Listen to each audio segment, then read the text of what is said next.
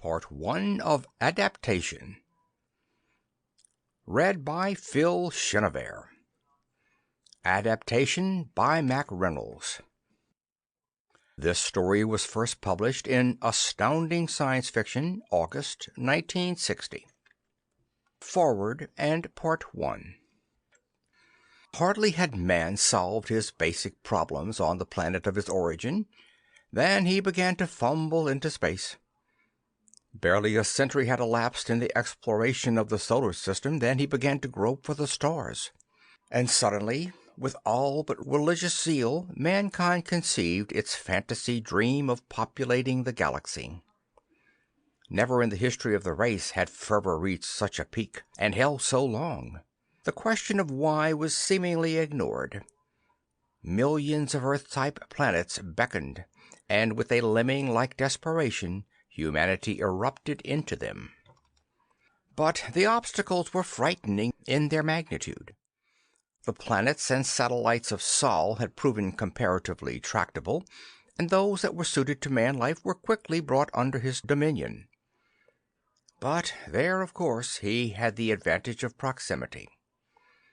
The time involved in running back and forth to the home planet was meaningless, and all Earth's resources could be thrown into each problem's solving. But a planet a year removed in transportation or even communication? Aye, this was another thing, and more than once 1,000,000 colonists were lost before the Earthlings could adapt to new climate, new flora and fauna, new bacteria, or to factors which the most far-out visionary had never fancied, perhaps the lack of something never before missed. So, mad with the lust to see the universe with his kind, man sought new methods. To 100,000 worlds they sent smaller colonies, as few as 100 pioneers apiece, and there marooned them, to adapt, if adapt they could. For a millennium, each colony was left to its own resources, to conquer the environment or to perish in the effort. 1,000 years was sufficient. Invariably, it was found, on those planets where human life survived at all, man slipped back during his first 2 or 3 centuries into a state of barbarism, then slowly began to inch forward again. There were exceptions, and the progress on one planet never exactly duplicated that on another. However, the average was surprisingly close to both nadir and zenith in terms of evolution of society. In 1,000 years, it was deemed by the Office of Galactic Colonization, such pioneers had largely adjusted to the new environment and were ready for civilization, industrialization, and eventual assimilation into the rapidly evolving galactic commonwealth. Of course, even from the beginning, new and unforeseen problems manifested themselves. From Man in Antiquity, published in Terra City, Sol, Galactic Year 3502. Adaptation, Part 1. The coordinator said, "I suppose I'm an incurable romantic. You see, I hate to see you go." Academician Amschel Mayer was a man in early middle years. Dr. Leonid Plekhanov, his contemporary. They offset one another. Mayer thin and high-pitched, his colleague heavy, slow, and dour. Now they both showed their puzzlement. The coordinator added, "Without me." Plekhanov kept his massive face blank. It wasn't for him to be impatient with his superior. Nevertheless, the ship was waiting, stocked and crewed. Amschel Mayer said, "Certainly a last-minute chat can't harm." Inwardly, he realized the other man's position. Here was a dream coming true, and Mayer and his fellows were the last thread that held the coordinator's control over the dream. When they left, half a century would pass before he could again check developments. The coordinator became more businesslike. "Yes," he said, "but I have more in mind than a chat. Very briefly, I wish to go over your assignment. undoubtedly redundant, but if there are questions, no matter how seemingly trivial, this is the last opportunity to air them. What possible questions could there be at this late date? Plekhanov thought. The department head swiveled slowly in his chair and then back again as he talked. You are the first of many, many such teams. The manner in which you handle your task will affect man's eternity. Obviously, since upon your experience we will base our future policies on interstellar colonization. His voice lost volume. The position in which you find yourselves should be humbling. It is, Amschel Mayer agreed. Plekhanov nodded his head. The coordinator nodded too. However, the situation is as near ideal as we could hope. Rigel's planets are all but unbelievably Earth-like. Almost all our flora and fauna have been adaptable. Certainly our race has been. These two are the first of the seeded planets. Almost 1,000 years ago we deposited small bodies of colonists upon each of them. Since then we have periodically checked from a distance, but never intruded. His eyes went from one of his listeners to the other. No comments or questions thus far? Mayer said, This is one thing that surprises me. The colonies are so small to begin with. How could they possibly populate a whole world in 1 millennium? The coordinator said, Man adapts, Amschel. Have you studied the development of the United States? During her first century and a half, the need was for population to fill the vast lands wrested from the Amerinds. Families of 8, 10, and 12 children were the common thing. Much larger ones were not unknown. And the generations crowded one against another. A girl worried about spinsterhood if she reached 17 unwed. But in the next century, the frontier vanished. The driving need for population was gone. Not only were drastic immigration laws passed, but the family shrunk rapidly until by mid-20th century the usual consisted of 2 or 3 children, and even the childish family became increasingly common. Mayer frowned impatiently. But still, 1,000 years. There was always famine, war, disease. Plekhanov snorted patronizingly. 40 to 50 generations, Amschel, starting with 100 colonists. Where are your mathematics? The coordinator said, The proof is there. We estimate that each of Rigel's planets now supports a population of nearly 1 billion. To be more exact, Plekhanov rumbled, some 900 million on Genoa, 7.5 on Texcoco. Mayer smiled wryly. I wonder what the residents of each of these planets call their worlds. Hardly the same names we have arbitrarily bestowed. Probably each call theirs the world, the coordinator smiled. After all, the basic language, in spite of 1,000 years, is still Amer-English. However, I assume you are familiar with our method of naming. The most advanced culture on Rigel's first planet is to be compared to the Italian cities during Europe's feudalistic era. We have named that planet Genoa. The most advanced nation of the second planet is comparable to the Aztecs at the time of the conquest. We considered Tenochtitlan, but it seemed a tongue-twister, so Texcoco is the alternative. Modernizing Genoa, Mayer mused, should be considerably easier than the task of semi-primitive Texcoco. Plekhanov shrugged. Not necessarily. The coordinator held up a hand and smiled at them. Please, no debates on methods at present. An hour from now you will be in space with a year of travel before you. During that time you'll have opportunity for discussion, debate, and hair-pulling on every phase of your problem. His expression became more serious. You are acquainted with the unique position you assume. These colonists are in your control to an extent no small group has ever dominated millions of others before. No Caesar ever exerted the power that will be in your educated hands. For a half-century you will be as gods. Your science, your productive know-how, your medicine, if it comes to that, your weapons, or many centuries in advance of theirs. As I said before, your position should be humbling." Mayer squirmed in his chair. "Why not check upon us, say, once every decade? In all, our ship's company numbers but 16 persons. Almost anything could happen. If you were to send a department craft each 10 years—" The coordinator was shaking his head. "Your qualifications are as high as anyone available. Once on the scene, you will begin accumulating information which we here in Terra City do not have.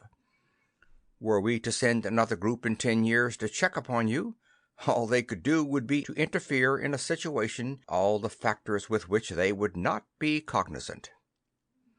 Amschel Mayer shifted nervously. "But no matter how highly trained, nor how earnest our efforts, we still may fail." His voice worried. "The department cannot expect guaranteed success. After all, we are the first.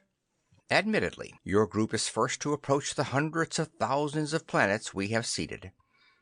If you fail, we will use your failure to perfect the eventual system we must devise for future teams. Even your failure would be of infinite use to us." He lifted and dropped a shoulder. "I have no desire to undermine your belief in yourselves, but how are we to know? Perhaps there will be a score of failures before we find the ideal method of quickly bringing these primitive colonies into our galactic commonwealth." The coordinator came to his feet and sighed. He still hated to see them go. "If there is no other discussion." End of Part 1.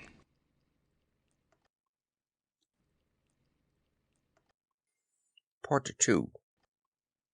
Specialist Joseph Chessman stood stolidly before a viewing screen. Theoretically, he was on watch. Actually, his eyes were unseeing. There was nothing to see. The star pattern changed so slowly as to be all but permanent. Not that every other task on board was not similar. One man could have taken the pedagogue from the solar system to Rigel just as easily as a 16-hand crew was doing. Automation at its ultimate, not even the steward department had tasks adequate to fill the hours. He had got beyond the point of yawning. His mind was a blank during these hours of duty. He was a stolid bear of a man, short and massive of build. A voice behind him said, "Second watch reporting. Request permission to take over the bridge." Chessman turned, and it took a brief moment for the blankness in his eyes to fade into life. "Hello, Kennedy. You on already? Seems like I just got here," he muttered in self-contradiction. "Or that I've been here a month." Technician Jerome Kennedy grinned. "Of course, if you want to stay." Chessman said glumly, "What difference does it make where you are? What are they doing in the lounge?" Kennedy looked at the screen, not expecting to see anything, and accomplishing just that. "Still on their marathon argument." Joe Chessman grunted. Just to be saying something, Kennedy said, "How do you stand on the big debate?" "I don't know. I suppose I favor Plekhanov. How we're going to take a bunch of savages and teach them modern agriculture and industrial methods in 50 years under democratic institutions, I don't know. I can see them putting it to a vote when we suggest fertilizer might be a good idea." He didn't feel like continuing the conversation. "See you later, Kennedy." And then, as an afterthought, formally, "Relinquishing the watch to third officer." As he left the compartment, Jerry Kennedy called after him, "Hey, what's the course?" Chessman growled over his shoulder, "The same as it was last month, and the same it'll be next month." It wasn't much of a joke, but it was the only one they had between themselves. In the ship's combination lounge and mess, he drew a cup of coffee.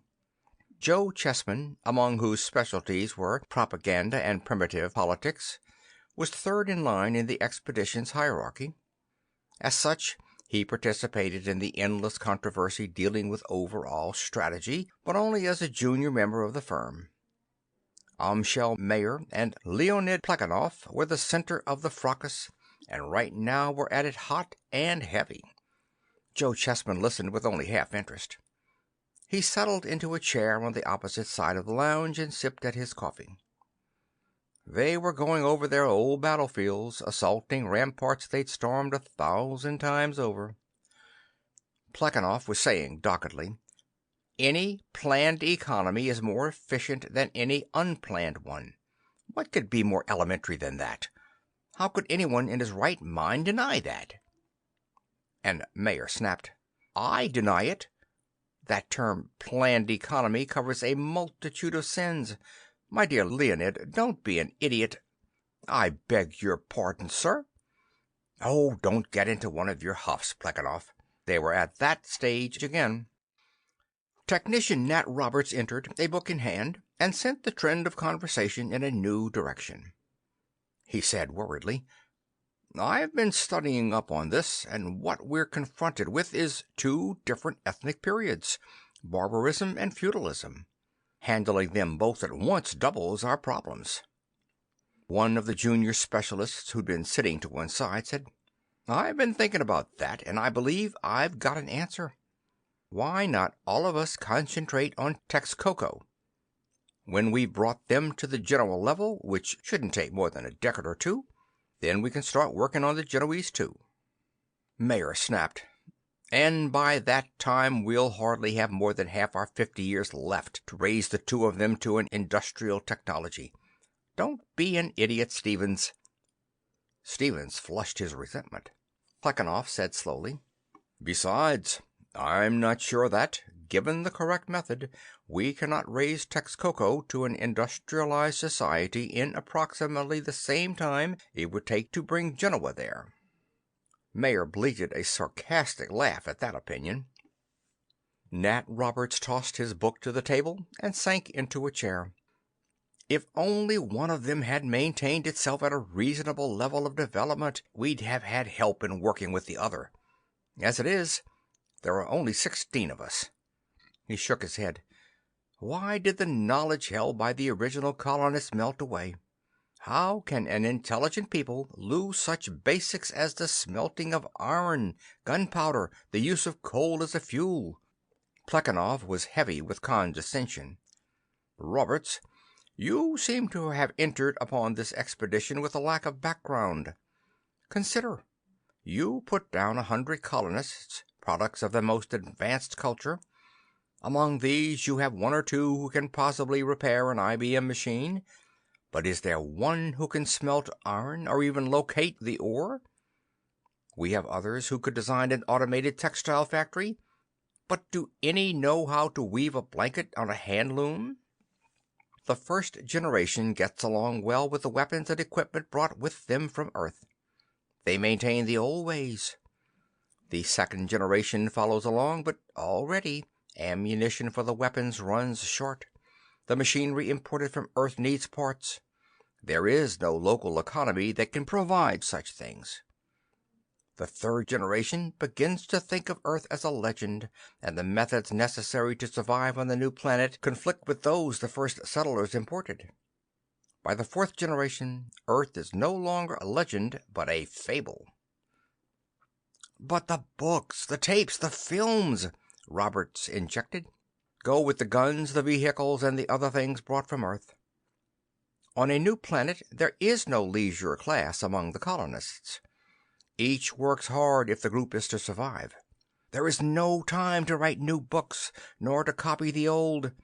And the second, and especially the third generation, are impatient of the time needed to learn to read, time that should be spent in the fields or at the chase. The youth of an industrial culture can spend 20 years and more achieving a basic education before assuming adult responsibilities.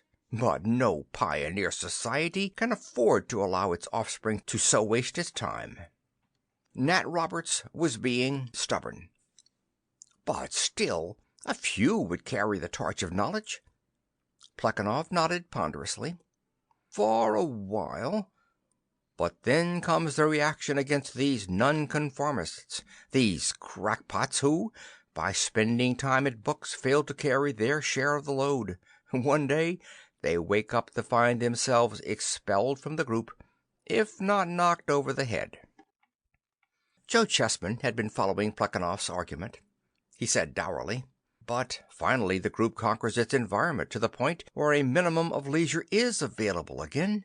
Not for everybody, of course."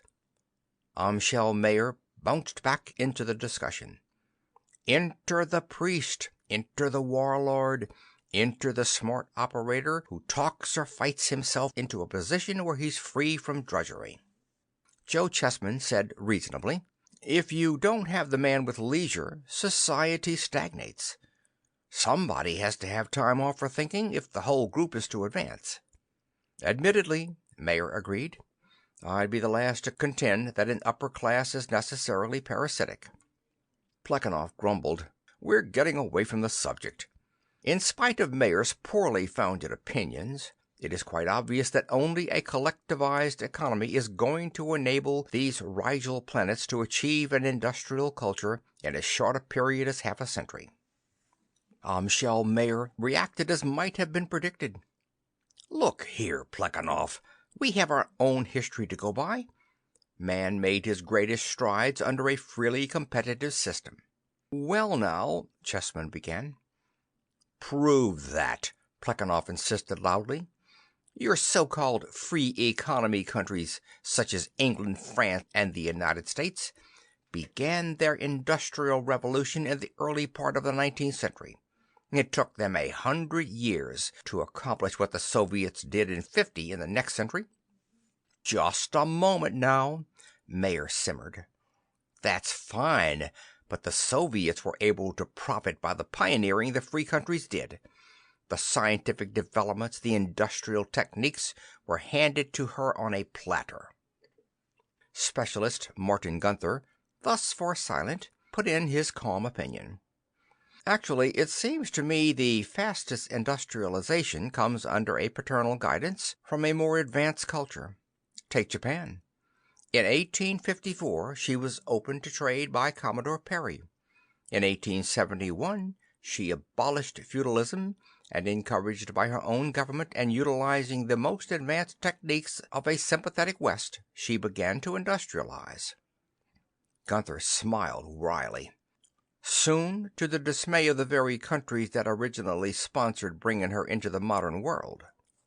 By 1894 she was able to wage a successful war against China, and by 1904 she took on and trounced Tsarist Russia.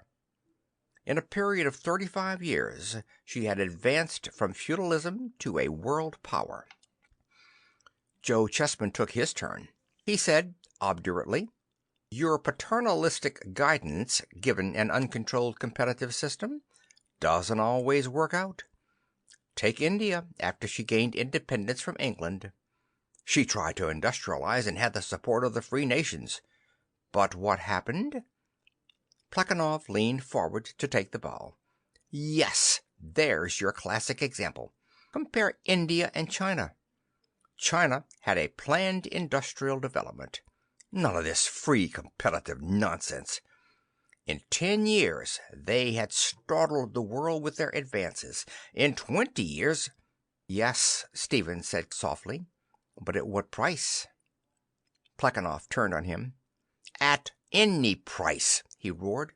"In 1 generation they left behind the China of famine, flood, illiteracy, warlords, and all the misery that had been China's throughout history."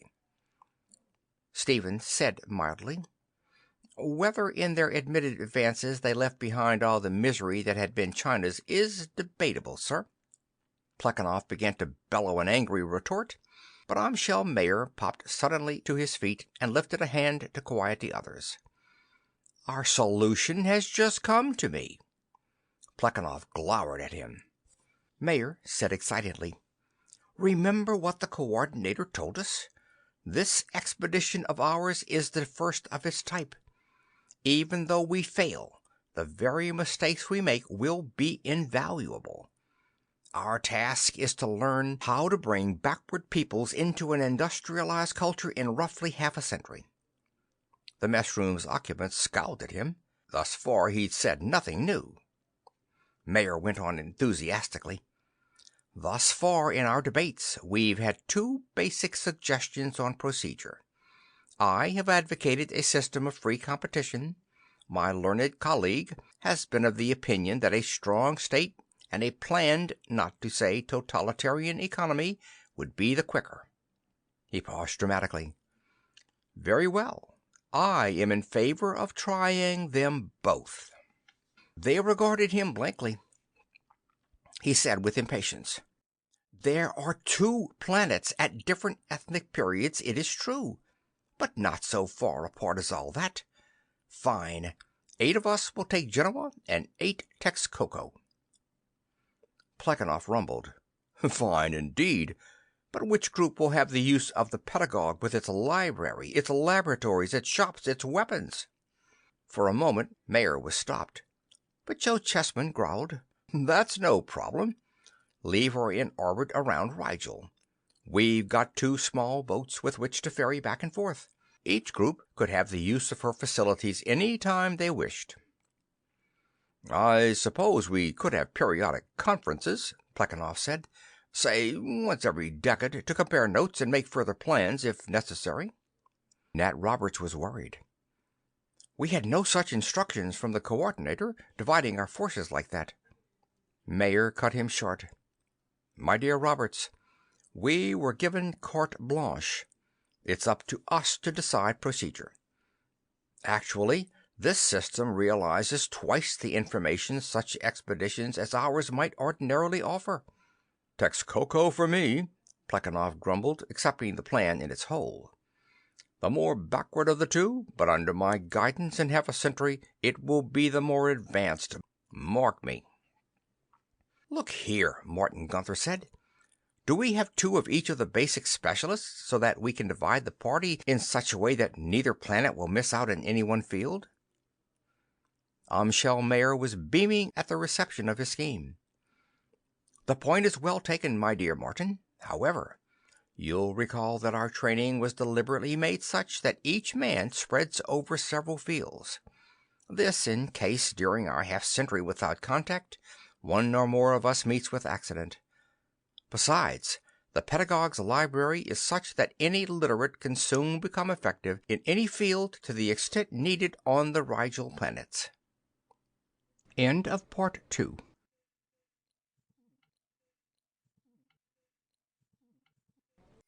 Part 3. Joe Chessman was at the controls of the space lighter. At his side sat Leonid Plekhanov, and behind them the other 6 members of their team. They had circled Texcoco twice at great altitude, 4 times at a lesser one. Now they were low enough to spot man-made works. Nomadic, Plekhanov muttered. Nomadic and village cultures. A few dozen urbanized cultures, Chessman said. Whoever compared the most advanced nation to the Aztecs was accurate, except for the fact that they based themselves along a river rather than a mountain plateau. Plekhanov said, Similarities to the Egyptians and Sumerians. He looked over his beefy shoulder at the technician who was photographing the areas over which they passed. How does our geographer progress, Roberts?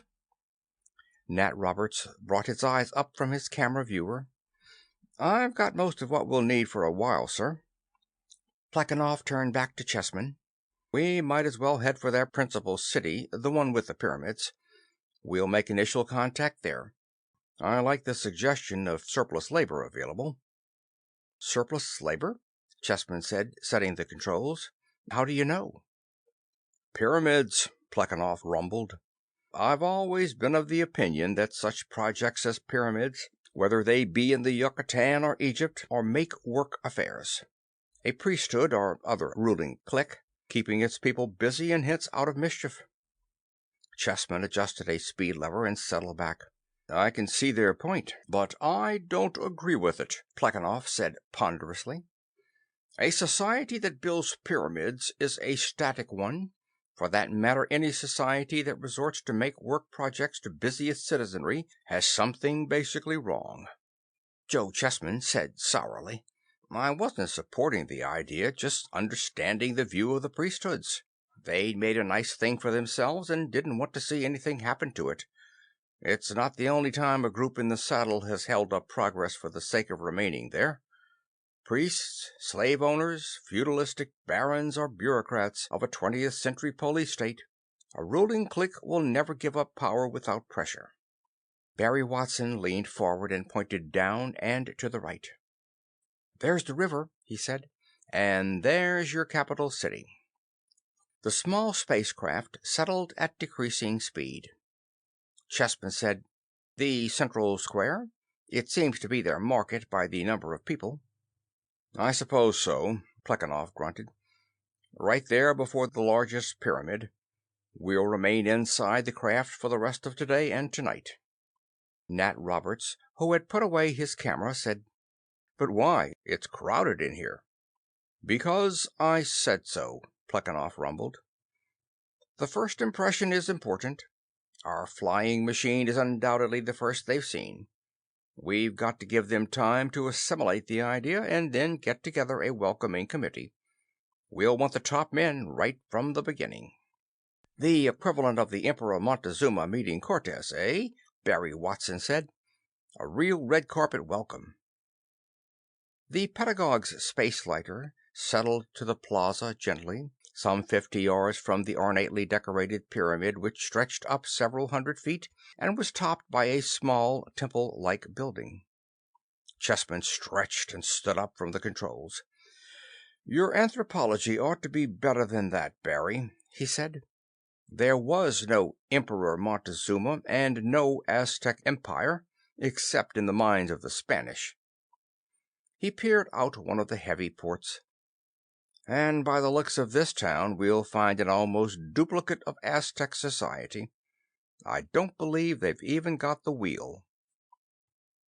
The 8 of them clustered about the craft's portholes, taking in the primitive city that surrounded them.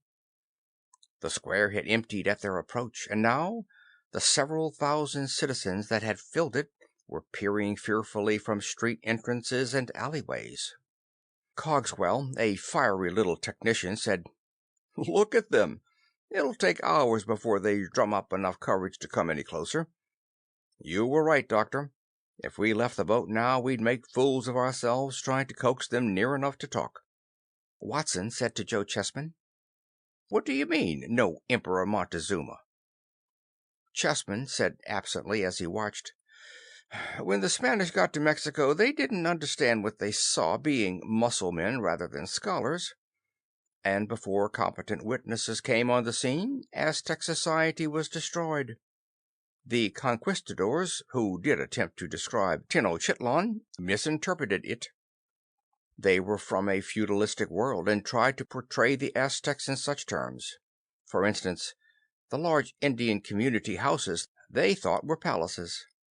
Actually, Montezuma was a democratically elected war chief of a confederation of 3 tribes which militarily dominated most of the Mexican Valley. There was no empire because Indian society, being based on the clan, had no method of assimilating newcomers.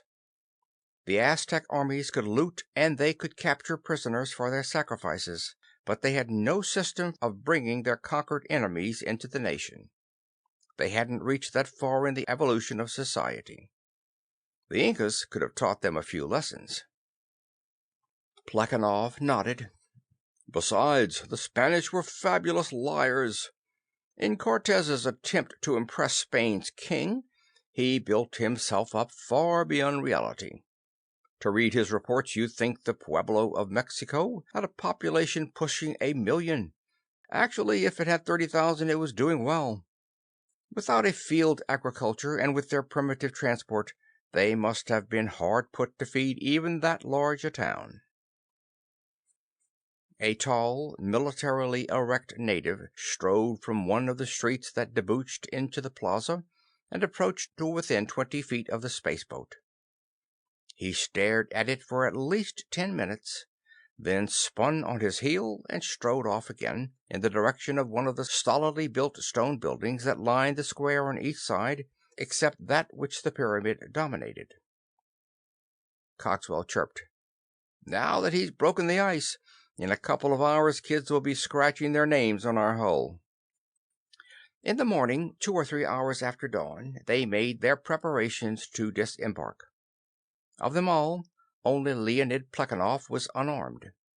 Joe Chessman had a heavy handgun holstered at his waist. The rest of the men carried submachine guns. More destructive weapons were hardly called for, nor available for that matter. Once world government had been established on Earth, the age-old race for improved arms had fallen away. Chessman assumed command of the men, growled brief instructions. If there's any difficulty, remember, we're civilizing a planet of nearly 1 billion population. The life or death of a few individuals is meaningless. Look at our position scientifically, dispassionately. If it becomes necessary to use force, we have the right and the might to back it up. McBride, you stay with the ship. Keep the hatch closed and station yourself at the .50 caliber gun. The natives seemed to know intuitively that the occupants of the craft from the sky would present themselves at this time. Several thousand of them crowded the plaza.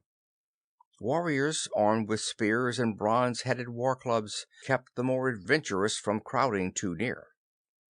The hatch opened, the steel landing stair snaked out, and the hefty Plekhanov stepped down, followed closely by Chessman.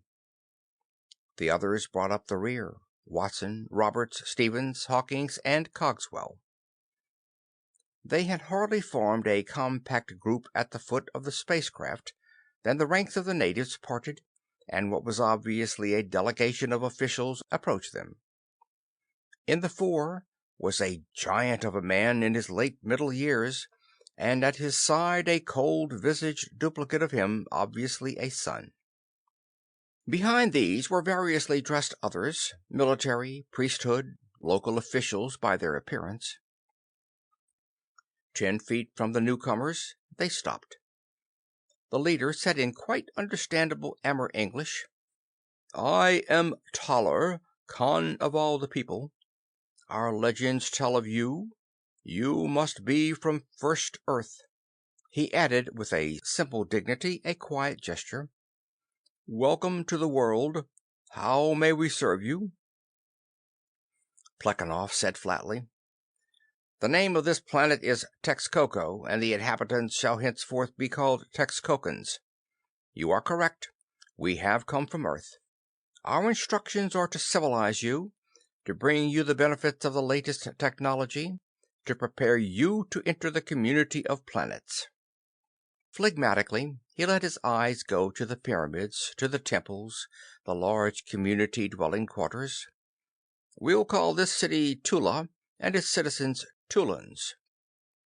Toller looked thoughtfully at him, not having missed the tone of arrogant command. One of the group behind the Khan, clad in gray flowing robes, said to Plekhanov, mild reproof in his voice, "My son, we are the most advanced people on Texcoco. We have thought of ourselves as civilized.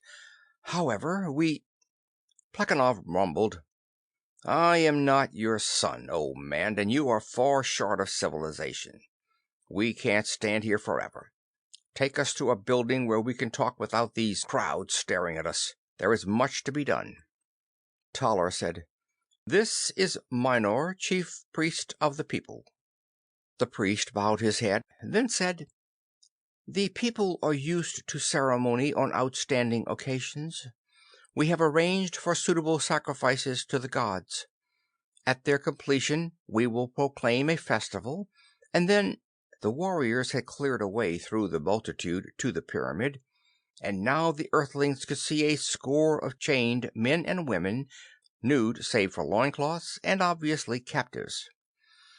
Plekhanov made his way toward them, Joe Chessman at his right and a pace to the rear. The prisoners stood straight and, considering their position, with calm. Plekhanov glared at Toller. "You were going to kill these?" The Khan said reasonably, "They are not of the people. They are prisoners taken in battle." Minor said, "Their lives please the gods." "There are no gods, as you probably know," Plekhanov said flatly. "You will no longer sacrifice prisoners." A hush fell on the Texcocans. Joe Chessman let his hand drop to his weapon. The movement was not lost on Toller's son, whose eyes narrowed. The Khan looked at the burly Plekhanov for a long moment. He said slowly, "Our institutions fit our needs. What would you have us do with these people? They are our enemies. If we turn them loose, they will fight us again. If we keep them imprisoned, they will eat our food. We Tulans are not poor. We have food aplenty for we Tulans, but we cannot feed all the thousands of prisoners we take in our wars." Joe Chessman said dryly, "As of today, there is a new policy. We put them to work." Plekhanov rumbled at him. "I'll explain our position, Chessman, if you please." Then to the Tulans, "To develop this planet, we're going to need the labor of every man, woman, and child capable of work." Toller said, "Perhaps your suggestion that we retire to a less public place is desirable. Will you follow?" He spoke a few words to an officer of the warriors, who shouted orders. The Khan led the way, Plekhanov and Chessman following side by side, and the other Earthlings, their weapons unostentatiously ready, were immediately behind. Minor the priest, Toller's son, and the other Tulan officers brought up the rear. In what was evidently the reception hall of Toller's official residence, the newcomers were made as comfortable as fur-padded low stools provided. Half a dozen teenage Tulans brought a cool drink similar to cocoa. It seemed to give a slight lift. Toller had not become Khan of the most progressive nation on Texcoco by other than his own abilities. He felt his way carefully now. He had no manner of assessing the powers wielded by these strangers from space. He had no intention of precipitating a situation in which he would discover such powers to his sorrow. He said carefully, "You have indicated that you intend major changes in the lives of the people." "Of all Texcocans," Plekhanov said. "You Tulans are merely the beginning." Minor, the aged priest, leaned forward. "But why? We do not want these changes, whatever they may be. Already the Khan has allowed you to interfere with our worship of our gods. This will mean—" Plekhanov growled, "Be silent, old man, and don't bother to mention ever again your so-called gods. And now, all of you, listen. Perhaps some of this will not be new. How much history has come down to you, I don't know. 1,000 years ago, a colony of 100 persons was left here on Texcoco. It will one day be of scholarly interest to trace them down through the centuries, but at present the task does not interest us. This expedition has been sent to recontact you now that you have populated Texcoco and made such adaptations as were necessary to survive here. Our basic task is to modernize your society, to bring it to an industrialized culture." Plekhanov's eyes went to Toller's son. "I assume you are a soldier?" Toller said, "This is Reef, my eldest, and by our custom second in command of the people's armies. As Khan, I am first." Reef nodded coldly to Plekhanov. "I am a soldier." He hesitated for a moment, then added, "and willing to die to protect the people." "Indeed," Plekhanov rumbled. "As a soldier, you will be interested to know that our first step will involve the amalgamation of all the nations and tribes of this planet. Not a small task. There should be opportunity for you." Toller said, "Surely you speak in jest. The people have been at war for as long as scribes have records, and never have we been stronger than today, never larger. To conquer the world? Surely you jest." Plekhanov grunted ungraciously. He looked to Barry Watson, a lanky youth, now leaning negligently against the wall, his submachine gun, however, at the easy reach. "Watson, you're our military expert. Have you any opinions as yet?" "Yes, sir," Watson said easily. Until we can get iron weapons and firearms into full production, I suggest the Macedonian phalanx for their infantry. They have the horse, but evidently the wheel has gone out of use. We'll introduce the chariot and also heavy carts to speed up logistics. We'll bring in the startup saddle, too. I have available for study works on every cavalry leader from Tamerlane to Jeb Stuart. Yes, sir, I have some ideas. Plekhanov pursed his heavy lips. From the beginning, we're going to need manpower on a scale never dreamed of locally. We'll adopt a policy of expansion. Those who join us freely will become members of the state with full privileges. Those who resist will be made prisoners of war and used for shock labor on the roads and in the mines. However, a man works better if he has a goal, a dream. Each prisoner will be freed and become a member of the state after 10 years of such work. He turned to his subordinates. Roberts and Hawkins, you will begin tomorrow to seek the nearest practical sources of iron ore and coal. Wherever you discover them, we'll direct our first military expeditions. Chessman and Cogswell, you'll assemble their best artisans and begin their training in such basic advancements as the wheel. Toller said softly, You speak of advancement, but thus far you have mentioned largely war, and on such a scale that I wonder how many of the people will survive. What advancement? We have all we wish. Plekhanov cut him off with a curt motion of his hand. He indicated the hieroglyphics on the chamber's walls. How long does it take to learn such writing? Minor, the priest, said, This is a mystery known only to the priesthood. One spends 10 years in preparation to be a scribe. We'll teach you a new method which will have every citizen of the state reading and writing within a year. The Toulons gaped at him. He moved ponderously over to Roberts, drew from its scabbard the sword bayonet the other had at its hip. He took it and slashed savagely at a stone pillar, gouging a heavy chunk from it. He tossed the weapon to Reef, whose eyes lit up. What metals have you been using? Copper? Bronze? Probably. Well, that's steel. You're going to move into the Iron Age overnight. He turned to Toller. Are your priests also in charge of the health of your people? He growled.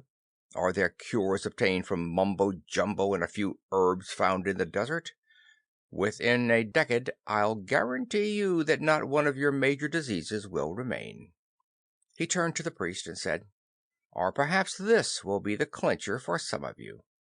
How many years do you have, old man? Minor said with dignity, I am 64. Plekhanov said churlishly, And I am 233. He called to Stevens. I think you're our youngest. How old are you? Stevens grinned. 113 next month. Minor opened his mouth, closed it again. No man but would prolong his youth.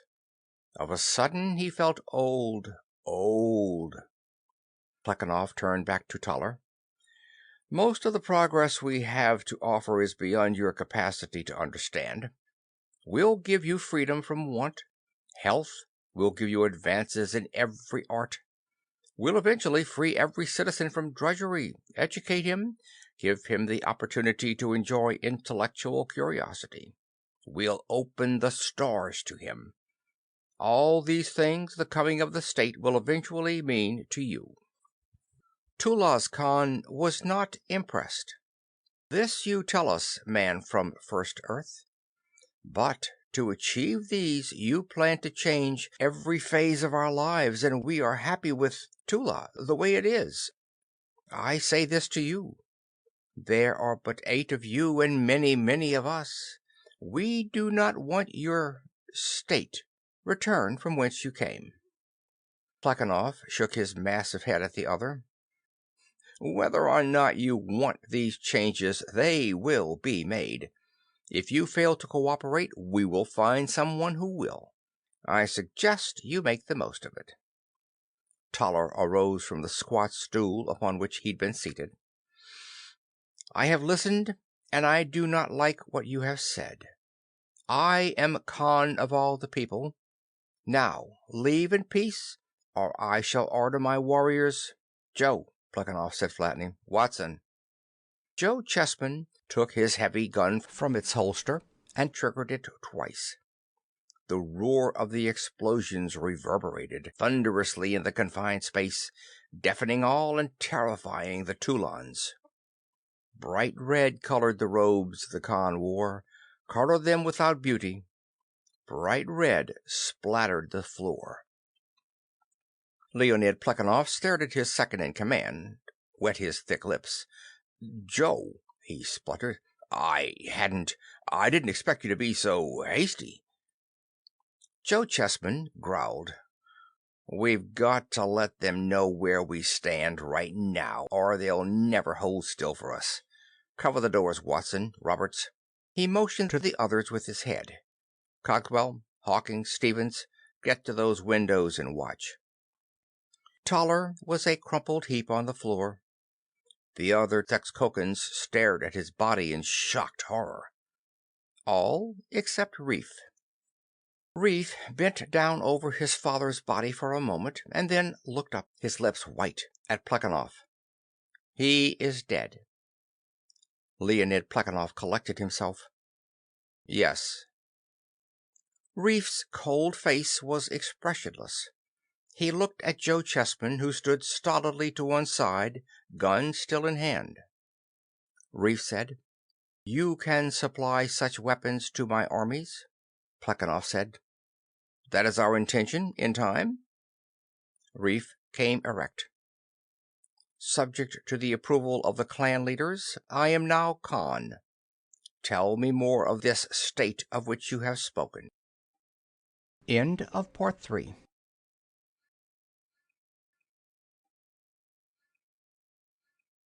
Part 4. The sergeant stopped the small company about a quarter of a mile from the city of Bari. His detachment numbered only 10, but they were well armed with short swords and blunderbusses, and wore mail and steel helmets. On the face of it, they would have been a match for 10 times this number of merchants. It was hardly noon, but the sergeant had obviously already been at his wine flask. He leered at them. And where do you think you go? The merchant who led the rest was a thin little man, but he was richly robed and astride a heavy black mare. He said, To Bari, soldier. He drew a paper from a pouch. I hold this permission from Baron Mannerheim to pass through his lands with my people and chattels. The leer turned mercenary. Unfortunately, city man, I can't read. What do you carry on the mules? Personal property which, I repeat, I have permission to transport over Baron Mannerheim's lands free from harassment from his followers. He added in irritation, The Baron is a friend of mine, fond of the gifts I give him. One of the soldiers grunted his skepticism, checked the flint on the lock of his piece, then looked at the sergeant suggestively. The sergeant said, As you say, merchant, my lord the Baron is fond of gifts. Aren't we all? Unfortunately, I have received no word of your group. My instructions are to stop all intruders over the Baron's lands, and, if there is resistance, to slay them and confiscate such properties as they may be carrying. The merchant sighed and reached into a small pouch.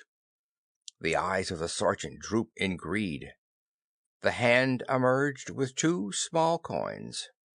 As you say, the merchant muttered bitterly, we are all fond of gifts. Will you do me the honor to drink my health at the tavern tonight? The sergeant said nothing, but his mouth slackened, and he fondled the hilt of his sword. The merchant sighed again and dipped once more into the pouch. This time his hand emerged with 6 bits of silver. He handed them down to the other, complaining, How can a man profit in his affairs if every few miles he must pass another outstretched hand? The sergeant growled, You do not seem to starve, city man. Now, on your way. You are fortunate I am too lazy today to bother going through your things. Besides," and he grinned widely, "the Baron gave me personal instructions not to bother you." The merchant snorted, kicked his heels into his beast's sides, and led his half-dozen followers toward the city. The soldiers looked after them and howled their amusement. The money was enough to keep them soused for days. When they were out of earshot, Amschel Mayer grinned his amusement back over his shoulder at Jerome Kennedy. "How'd that come off, Jerry?" The other sniffed in mock deprecation. "You're beginning to fit into the local merchant pattern better than the real thing. However, just for the record, I had this, grease gun trained on them all the time." Mayer frowned. "Only in extreme emergency, my dear Jerry. The Baron would be up in arms if he found a dozen of his men massacred on the outskirts of Bari, and we don't want a showdown at this stage. It's taken nearly a year to build this part we act." At this time of day, the gates of the port city were open and the guards lounged idly.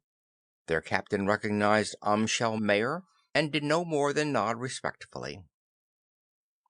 They wended their way through narrow cobblestone streets, avoiding the crowds in the central market area. They pulled up eventually before a house both larger and more ornate than its neighbors. Mayer and Kennedy dismounted from the horses and left their care to the others. Mayer beat with the heavy knocker on the door, and a slot opened for a quick check of his identity. The door opened wide, and technician Martin Gunther let them in. "The others are here already?" Mayer asked him. Gunther nodded. "Since breakfast. Baron Leonard, in particular, is impatient." Mayer said over his shoulder, "All right, Jerry, this is where we put it to them." They entered a long conference room. A full score of men sat about the heavy wooden table. Most of them were as richly garbed as their host, most of them in their middle years. All of them alert of eye, all of them confidently at ease. Amschel Mayer took his place at the table's end, and Jerome Kennedy sank into the chair next to him. Mayer took the time to speak to each of his guests individually. Then he leaned back and took in the gathering as a whole. He said, "You probably realize that this group consists of the 20 most powerful merchants on the continent." Alderman nodded. "We have been discussing your purpose in bringing us together, Honorable Mayer. All of us are not friends." He twisted his face in amusement. "In fact, very few of us are friends." "There is no need for you to be," Mayer said snappishly. "But all are going to realize the need for cooperation. Honorables, I've just come from the city of Ronda. Although I paid heavily in advance to the 3 barons whose land I crossed, I had to bribe myself through a dozen roadblocks, had to pay exorbitant rates to cross 3 ferries, and once had to fight off supposed bandits." One of his guests grunted, "Who were actually probably soldiers of the local baron who had decided that although you had paid him transit fee, it still might be profitable to go through your goods." Mayer nodded. "Exactly, my dear Honorable, and that is why we've gathered." Alderman had evidently assumed spokesmanship for the others. Now he said warily, "I don't understand." "Genoa, if you'll pardon the use of this name to signify the planet upon which we reside, will never advance until trade has been freed from these bandits who call themselves lords and barons." Eyebrows reached for hairlines. Alderman's eyes darted about the room, went to the doors. "Please," he said, "the servants." "My servants are safe," Mayer said. One of his guests was smiling without humor. "You seem to forget, Honorable Mayer, that I carry the title of Baron." Mayer shook his head. "No, Baron Leonard, but neither do you disagree with what I say. The businessman, the merchant, the manufacturer on Genoa today is only tolerated. Were it not for the fact that the barons have no desire to eliminate such a profitable source of income, they would milk us dry overnight. Someone shrugged. That is the way of things. We are lucky to have wrestled, bribed, and begged as many favors from the lords as we have. Our 20 cities all have charters that protect us from complete despoliation. Mayer twisted excitedly in his chair. As of today, things begin to change. Jerry, that platen press. Jerry Kennedy left the room momentarily and returned with Martin Gunther and 2 of the servants. While the assembled merchants looked on in puzzled silence, Mayer's assistants set up the press and a stand holding 2 fonts of 14-point type. Jerry took up a printer's stick and gave running instructions as he demonstrated. Gunther handed around pieces of the type until all had examined it, while his colleague set up several lines. Kennedy transposed the lines to a chase, locked it up, and placed the form to one side, while he demonstrated inking the small press, which was operated by a foot pedal.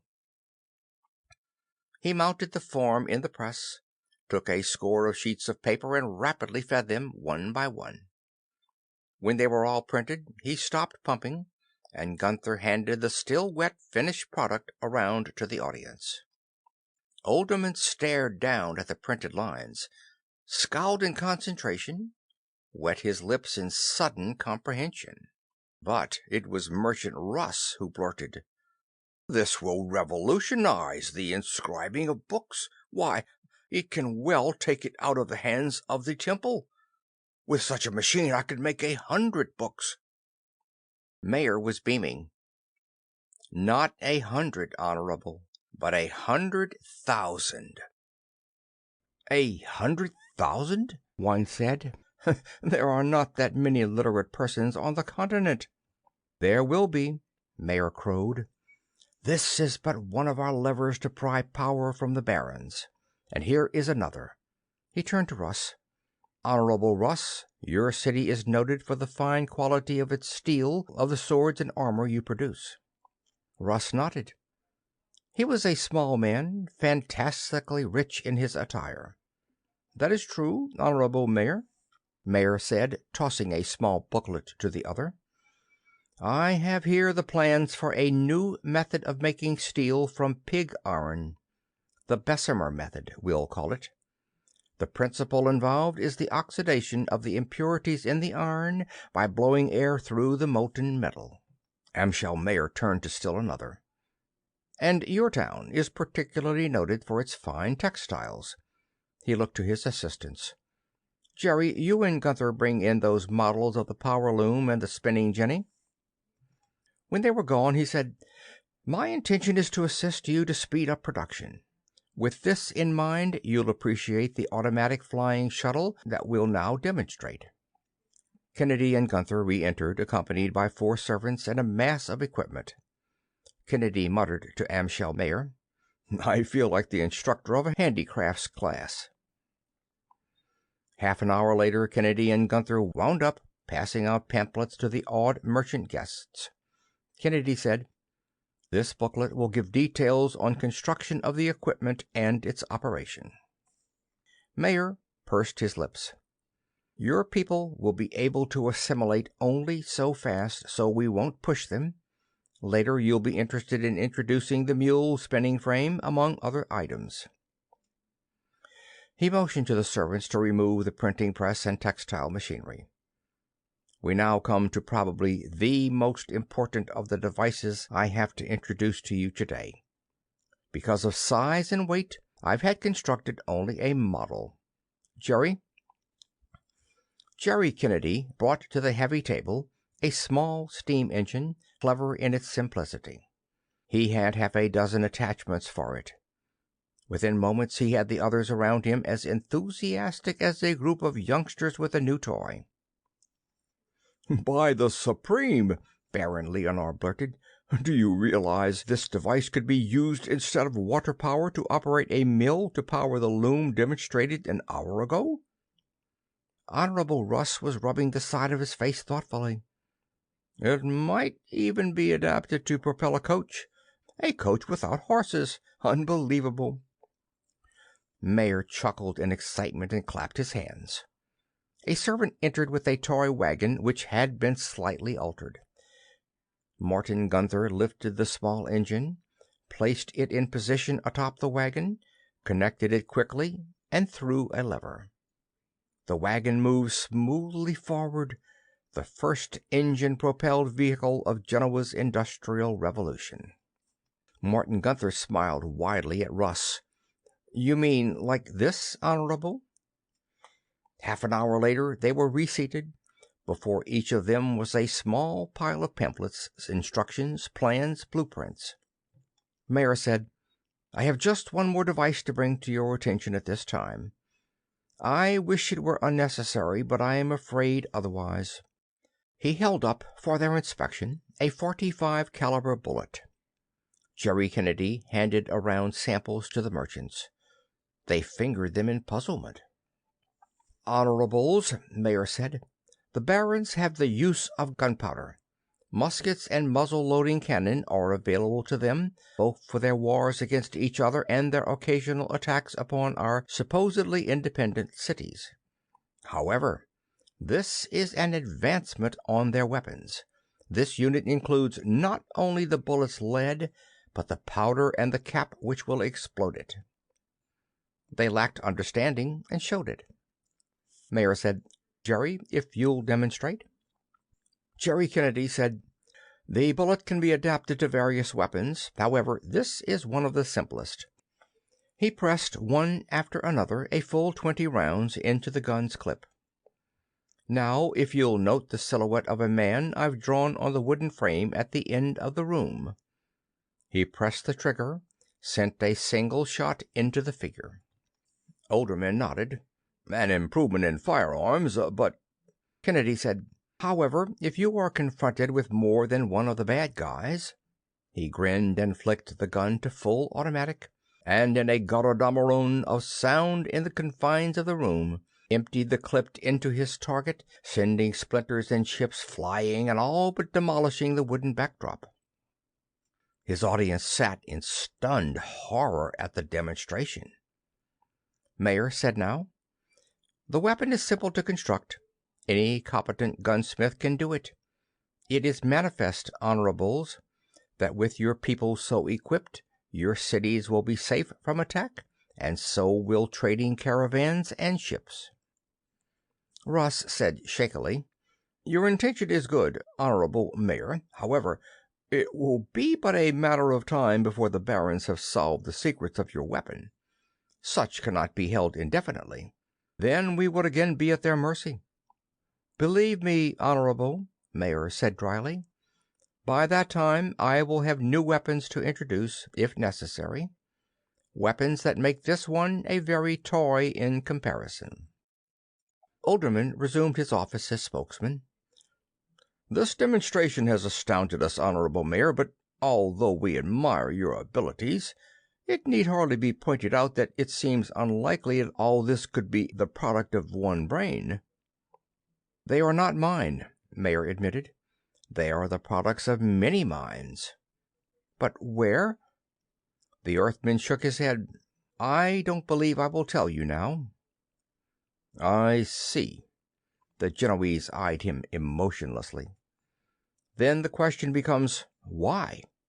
Mayer said, "It may be difficult for you to see, but the introduction of each of these will be a nail in feudalism's coffin.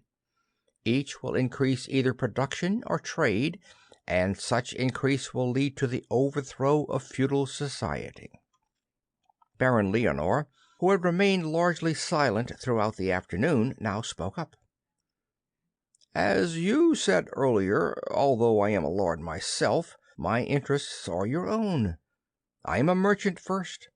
However, I am not sure I want the changes these devices will bring.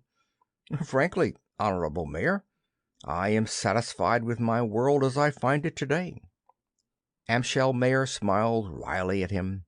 "I am afraid you must adapt to these new developments." The Baron said coldly, "Why? I do not like to be told I must do something." "Because, my dear Baron, There are 3 continents on the planet of Genoa. At present, there is little trade due to inadequate shipping. But the steam engine I introduced today will soon propel larger craft than you have ever built before." Russ said, "What has this to do with our being forced to use these devices?" "Because I have colleagues on the other continents busily introducing them. If you don't adapt, in time competitors will invade your markets, capture your trade, drive you out of business." Mayer wrapped it up. "Honorables, modernize or go under. It's each man for himself and the devil take the hindmost, if you'll allow a saying from another era." They remained silent for a long period. Finally, Oldderman stated bluntly, "The Barons are not going to like this." Jerry Kennedy grinned. "Obviously.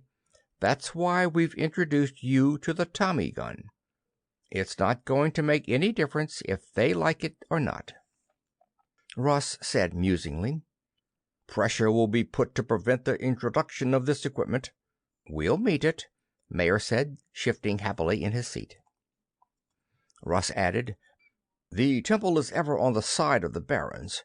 The monks will fight against innovations that threaten to disturb the present way." Mayer said, "Monks usually do. How much property is in the hand of the temple?" Russ admitted sourly, "The monks are the greatest landlords of all. I would say at least 1/3 of the land and the serfs belong to the temple." "Ah," Mayer said, "we must investigate the possibilities of a reformation. But that can come later.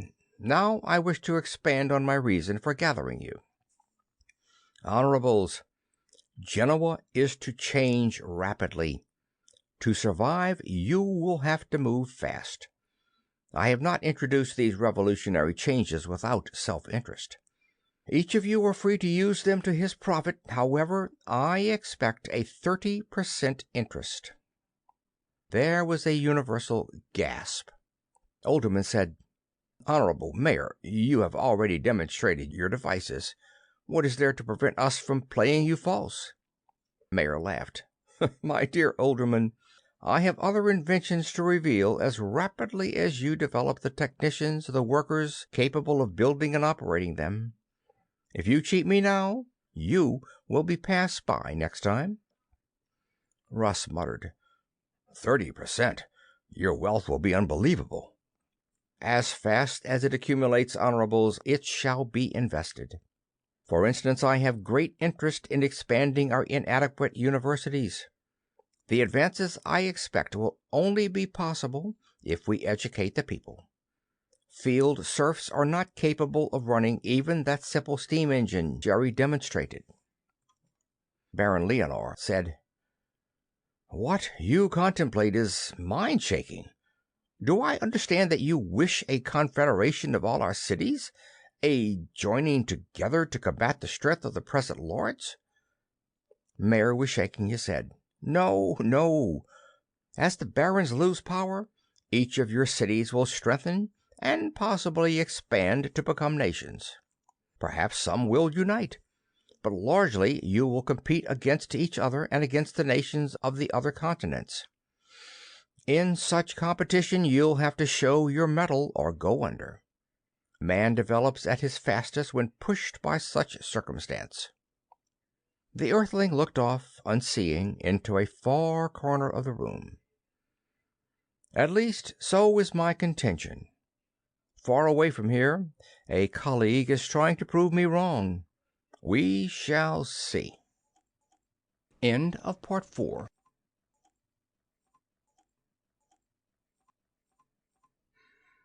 Part 5.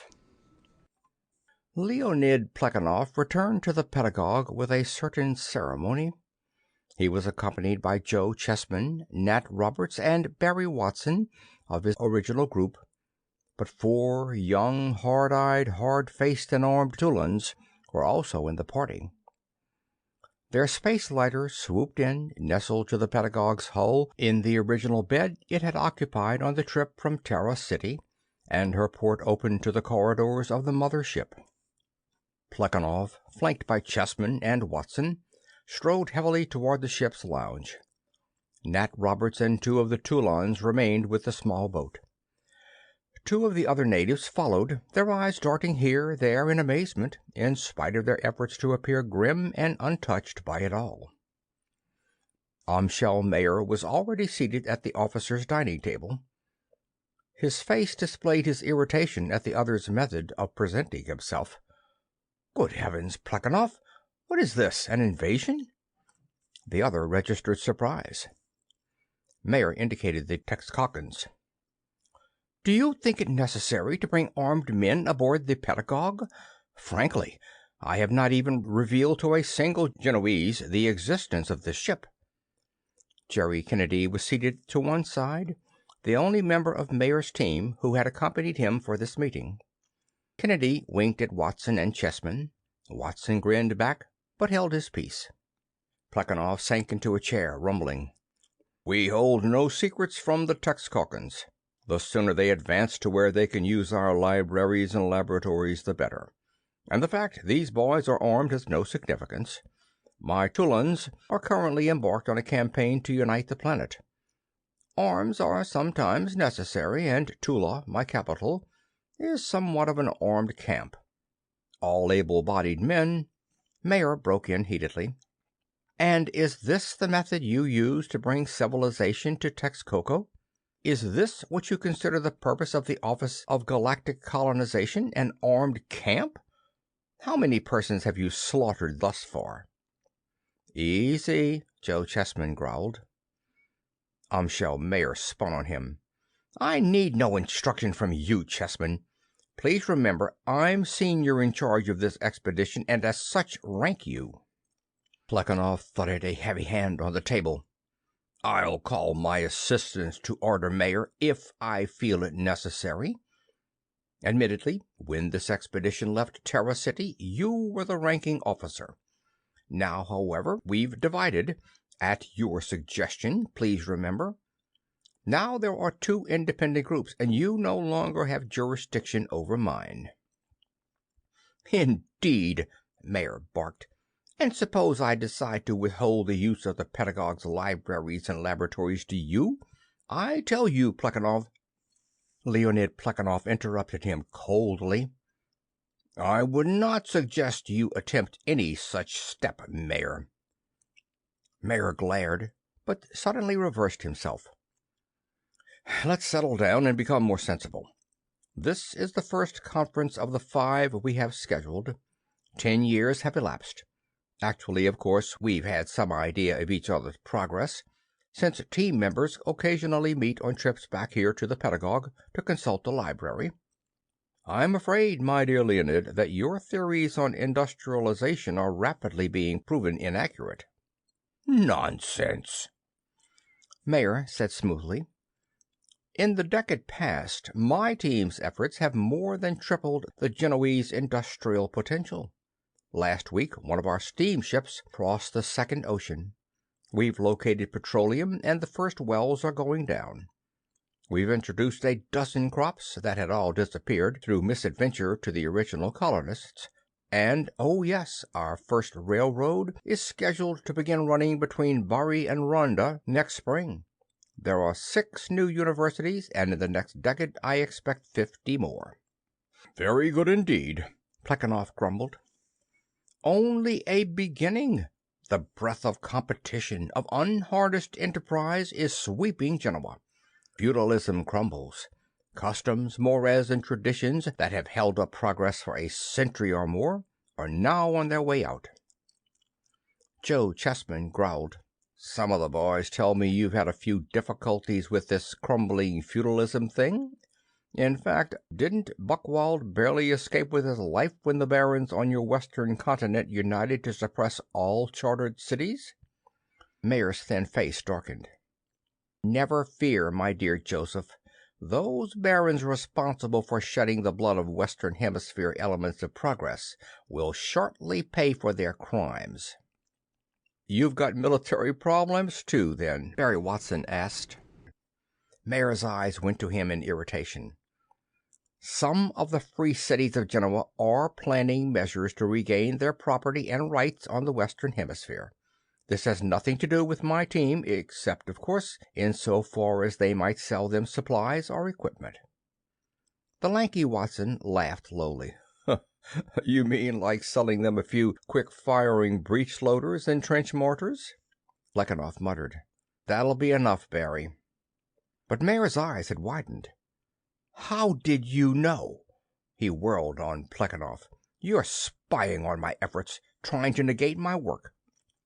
Plekhanov rumbled. "Don't be a fool, Mayer. Our team has neither the time nor interest to spy on you." "Then how did you know?" Barry Watson said mildly. "I was doing some investigation in the ship's library. I ran into evidence that you people had already used the blueprints for breech loaders and mortars." Jerry Kennedy came to his feet and rambled over to the messroom's bar. "This seems to be all out spat rather than a conference to compare progress," he said. "Anybody for a drink?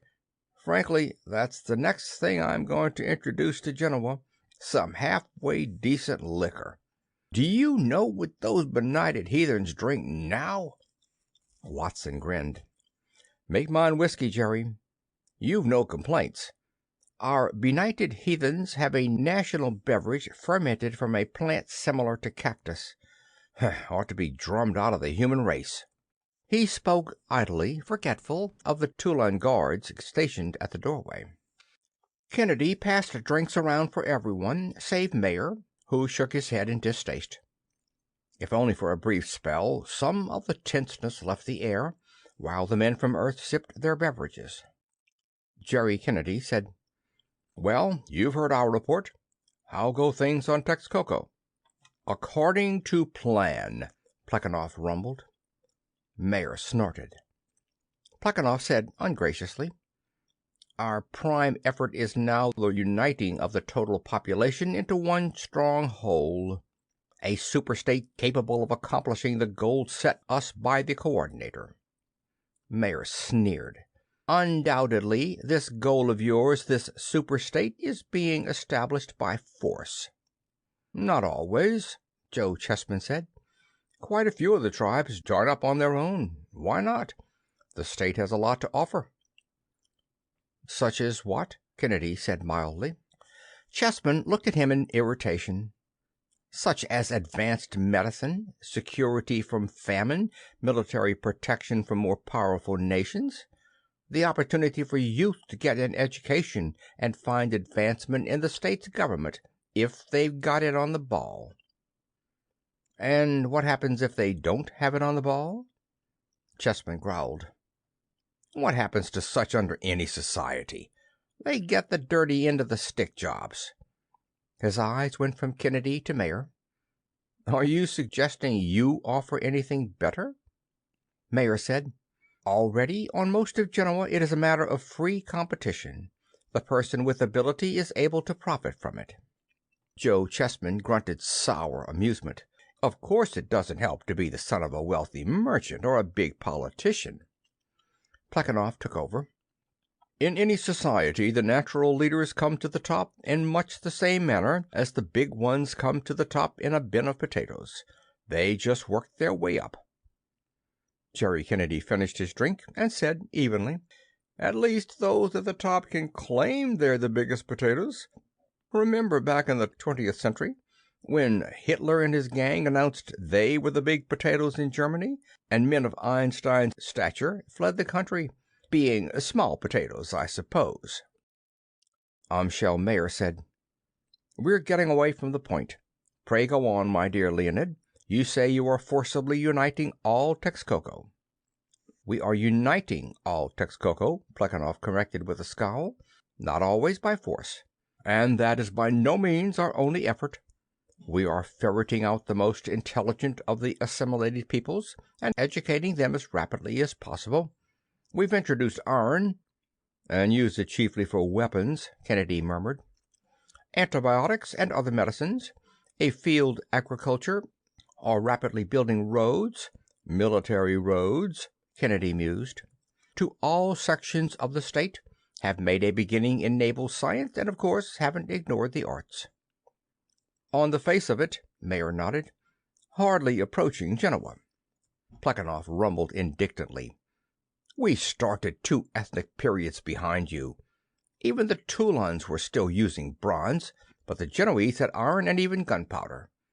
Our advance is a bit slow to get moving, Mayer, but when it begins to roll—" Mayer gave his characteristic snort. "A free people need never worry about being passed by a subjected one." Barry Watson made himself another drink, and while doing so looked over his shoulder at Amschel Mayer.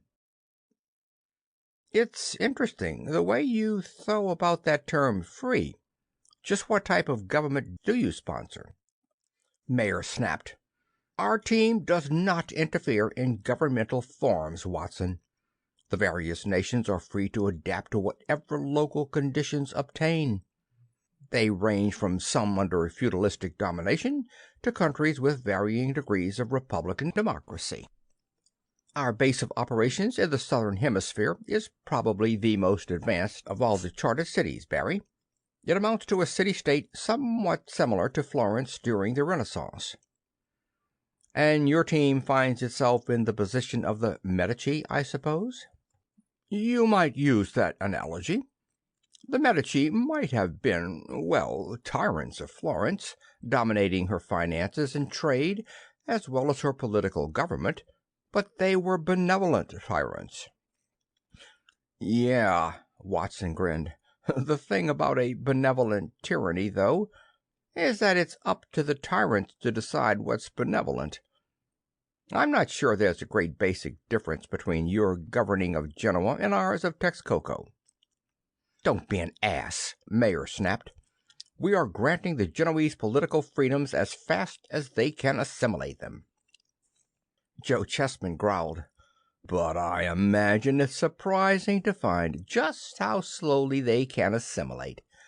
A moment ago you said they were free to form any government they wished. Now you say you feed them what you call freedom only as fast as they can assimilate it." "Obviously, we encourage them along whatever path we think will most quickly develop their economies," Mayer argued. "That's what we've been sent here to do.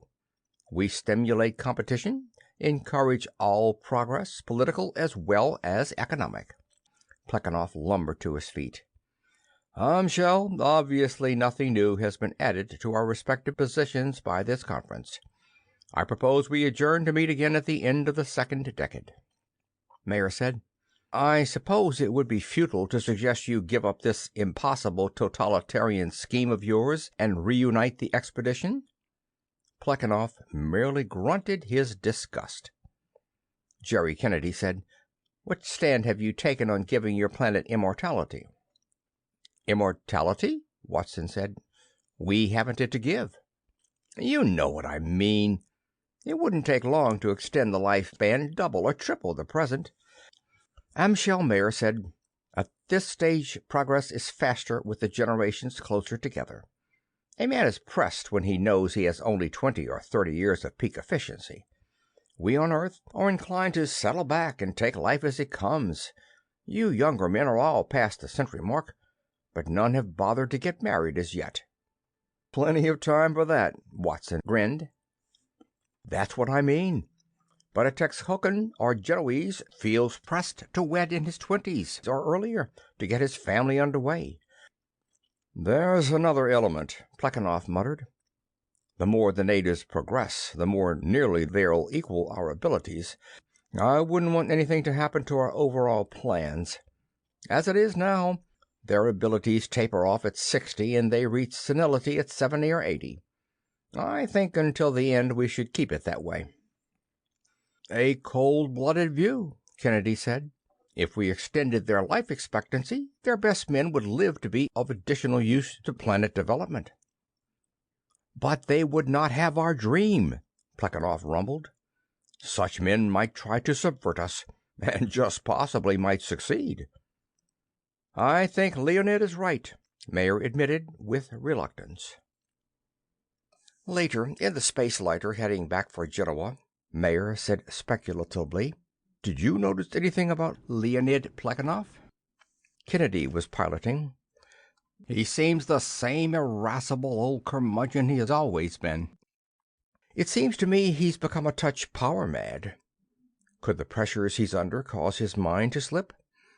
Obviously, all isn't peaches and cream in that attempt of his to achieve world government on Texcoco. Well, Kennedy muttered, all isn't peaches and cream with us either. The barons are far from licked, especially in the West. He changed the subject. By the way, that banking deal went through in Pola. I was able to get control. Fine, Mayer chuckled. You must be quite the richest man in the city. There is a certain stimulation in this financial game, Jerry, isn't there? Uh-huh, Jerry told him. Of course, it doesn't hurt to have a marked deck. Marked deck? The other frowned. It's handy that gold is the medium of exchange in Genoa, Jerry Kennedy said, especially in view of the fact that we have a machine on the ship capable of transmuting metals. End of Part 5.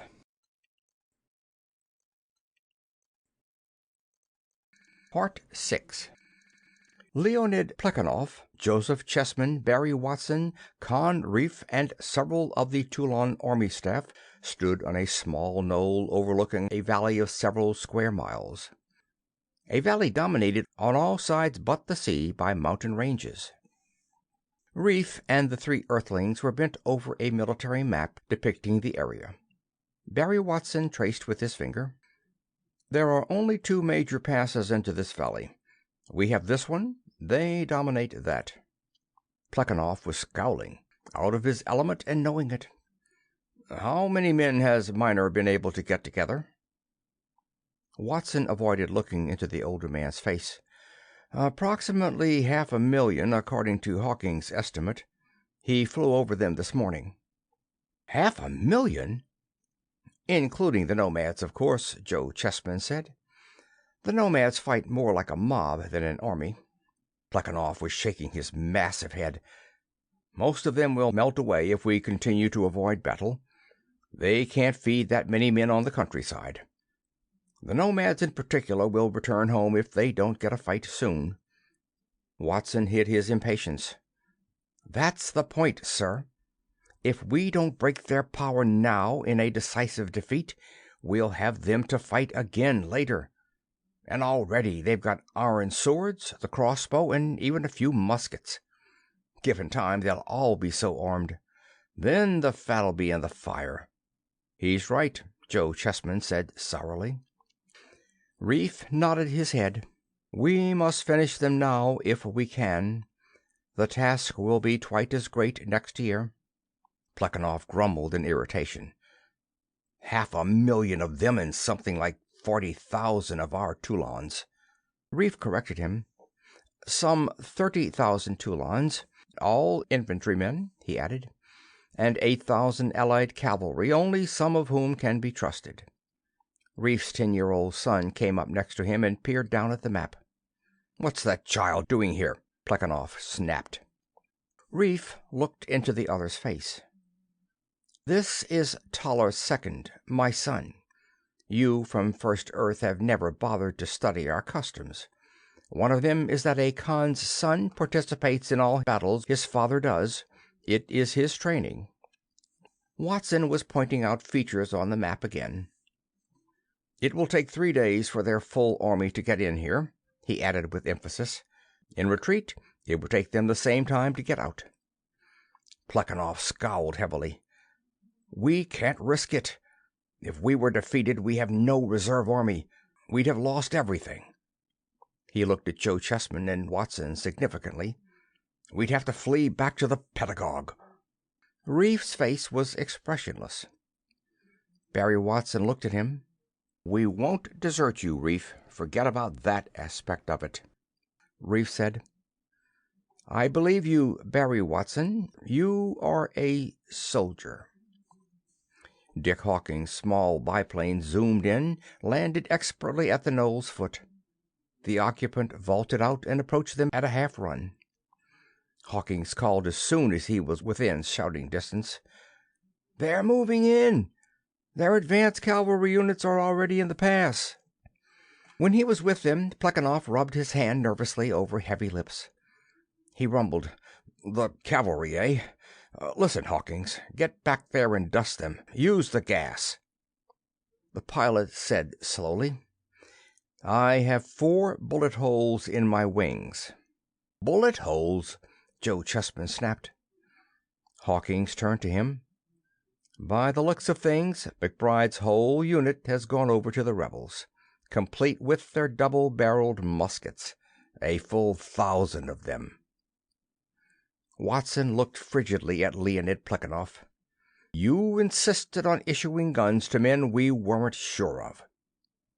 Plekhanov grumbled, "Confound it, don't use that tone of voice with me. We have to arm our men, don't we?"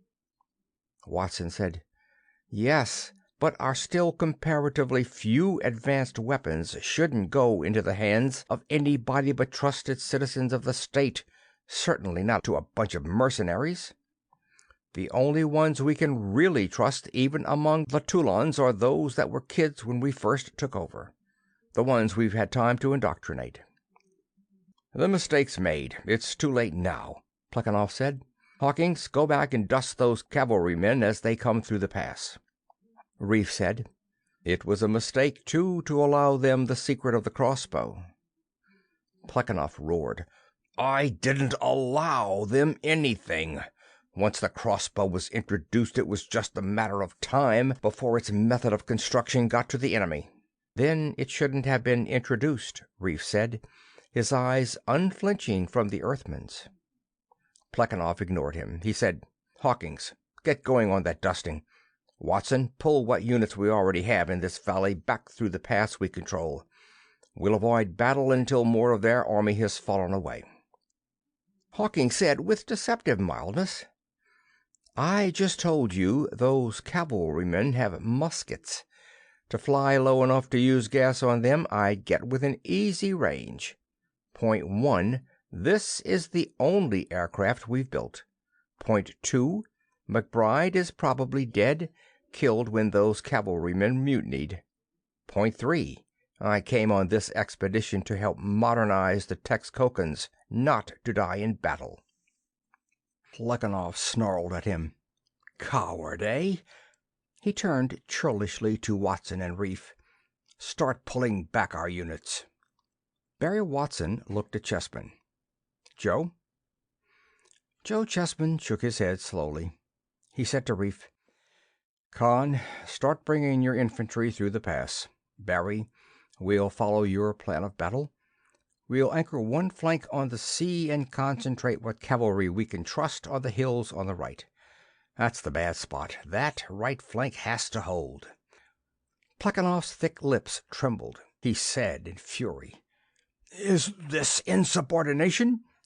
Reef turned on his heel, and, followed by young Toller and his staff, hurried down the knoll to where their horses were tethered.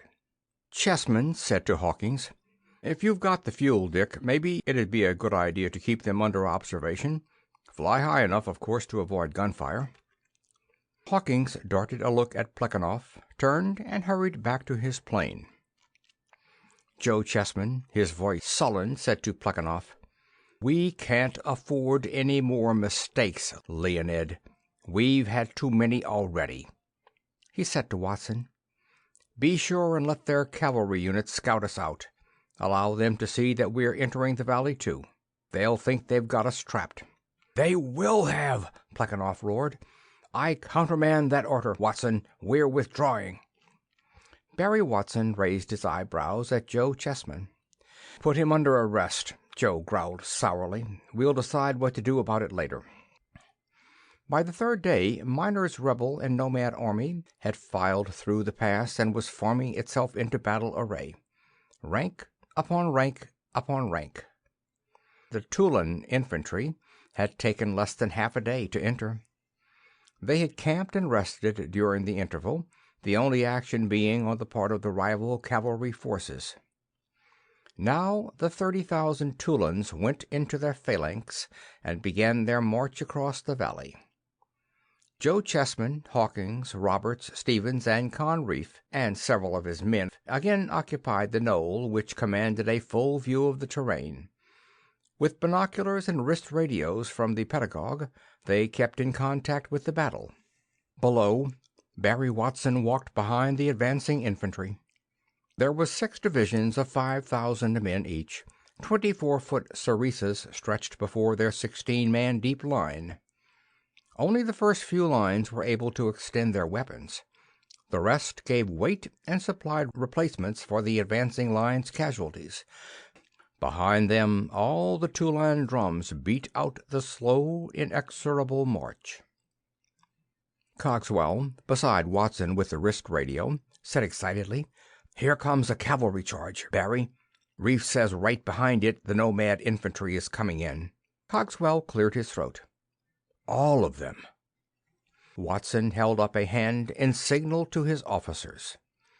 The phalanx ground to a halt, received the charge on the hedge of sarissas.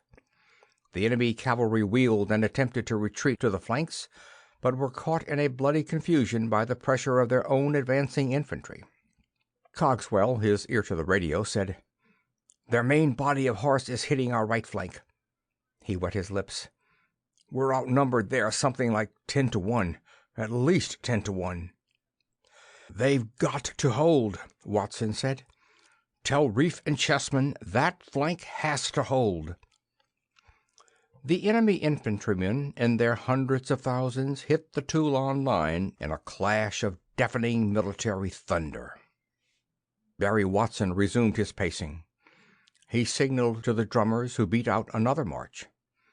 The phalanx moved forward slowly, and slowly went into an echelon formation, each division slightly ahead of the one following. Of necessity, the straight lines of the nomad and rebel front had to break. The drums went boom, ah, boom, ah, boom, ah, boom. The Toulon phalanx moved slowly, obliquely across the valley. The hedge of spears ruthlessly pressed the mass of enemy infantry before them. The sergeants paced behind, shouting over the din, "Dress it up! You there, you've been hit! Fall out to the rear!" "I'm all right," the wounded spearman snarled, battle lust in his voice. "Fall out, I said!" the sergeant roared. "You there, take his place." The Toulon phalanx ground ahead. One of the sergeants grinned wanly at Barry Watson as his men moved forward with the preciseness of the famed rockets of another era. "It's working," he said proudly. Barry Watson snorted. "Don't give me credit. It belongs to a man named Philip of Macedon, a long ways away in both space and time."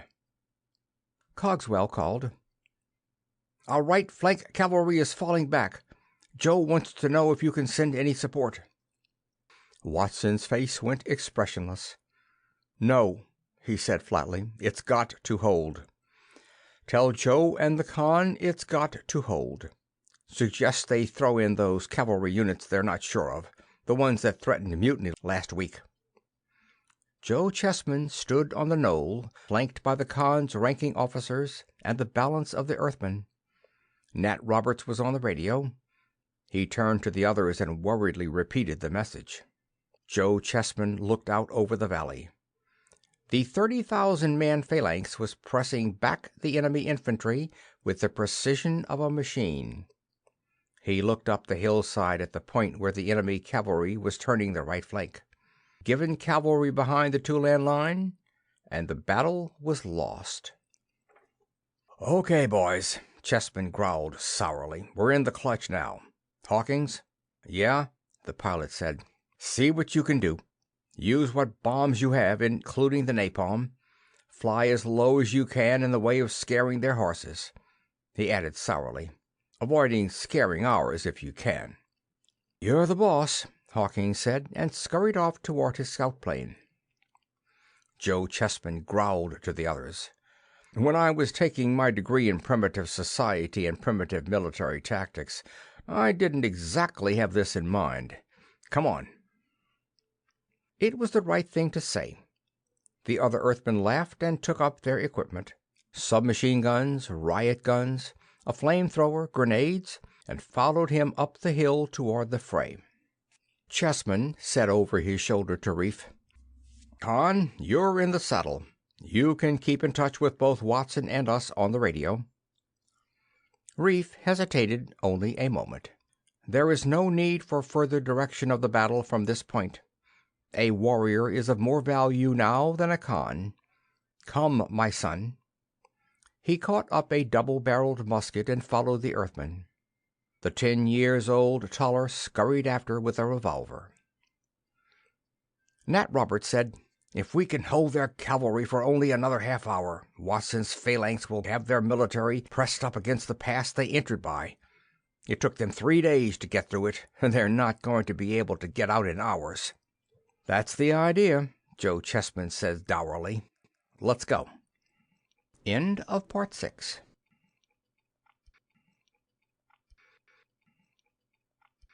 Part 7. Amschel Mayer was incensed. "What's got into Buchwald and MacDonald?" he spat. Jerry Kennedy, attired as was his superior in fur-trimmed Genoese robes, signaled one of the servants for a refilling of his glass and shrugged. "I suppose it's partly our own fault," he said lightly. He sipped the wine, made a mental note to buy up the rest of this vintage for his cellars before young Mannerheim or someone else did so. "Our fault?" Mayer glared. The old boy was getting decreasingly tolerant as the years went by, Kennedy decided. He said soothingly, "You sent Peter and Fred over there to speed up local development. Well, that's what they're doing." "Are you insane?" Mayer squirmed in his chair. "Did you read this radiogram? They've squeezed out all my holdings in rubber, the fastest growing industry on the western continent. Why, millions are involved. Who do they think they are?" Kennedy put down his glass and chuckled. "See here, Amschel, we're developing this planet by encouraging free competition. Our contention is that, under such a socio-economic system, the best men are brought to the lead and benefit all society by the advances they make." "So? What has this got to do with MacDonald and Buchwald betraying my interests?" "Don't you see? Using your own theory, you have been set back by someone more efficiently competitive. Fred and Pete saw an opening and, in keeping with your instructions, moved in. It's just coincidence that the rubber they took over was your property rather than some Genoese operator's. If you were open to a loss there, then if they hadn't taken over, someone else could have. Possibly Baron Leonor or even Russ." "That reminds me," Mayer snapped. "Our Honorable Russ is getting too big for his britches in petroleum. Did you know he's established a laboratory in Amorous? Has 100 or more chemists working on new products?" "Fine," Kennedy said. "Fine? What do you mean? Dean is our man in petroleum." "Look here. If Russ can develop the industry even faster than Mike Dean, let him go ahead. That's all to our advantage." Mayer leaned forward and tapped his assistant emphatically on the knee. "Look here yourself, Jerry Kennedy. At this stage, we don't want things getting out of our hands.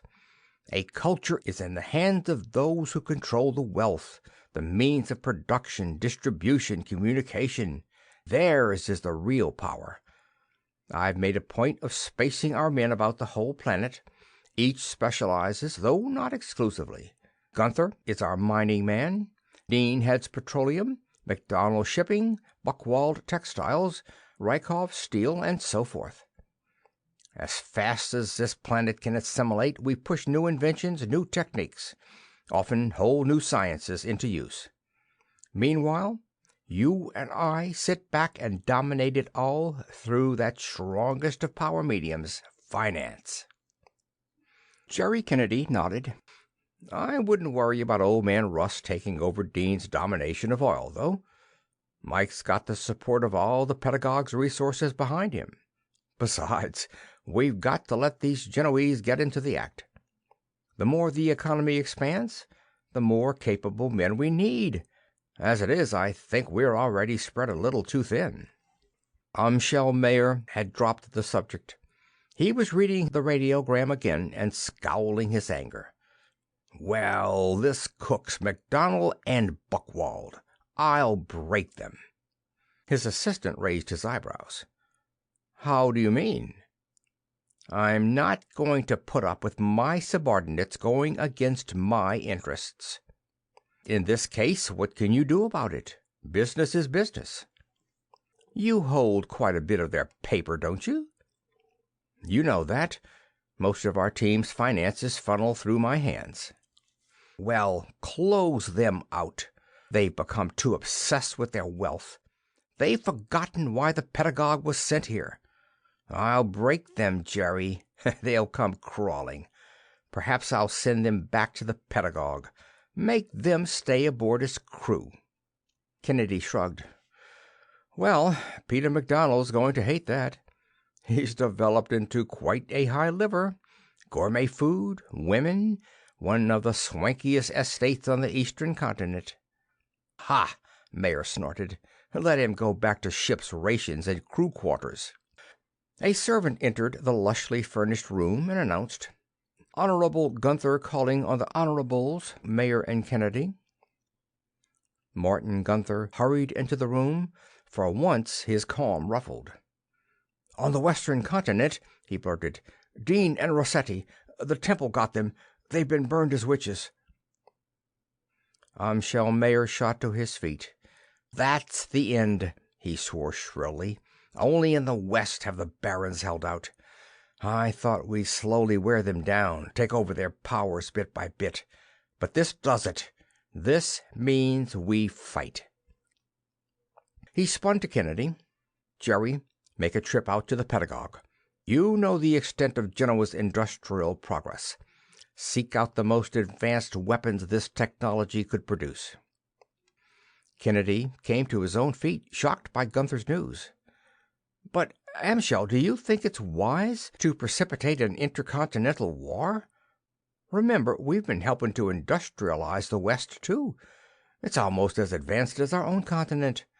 Their war potential isn't negligible." "Nevertheless," Mayer snapped, "we've got to break the backs of the barons and the temple monks. Get messages off to Baron Leonard and young Mannerheim, to Russ and Oderman. We'll want them to put pressure on their local politicians. What we need is a continental alliance for this war."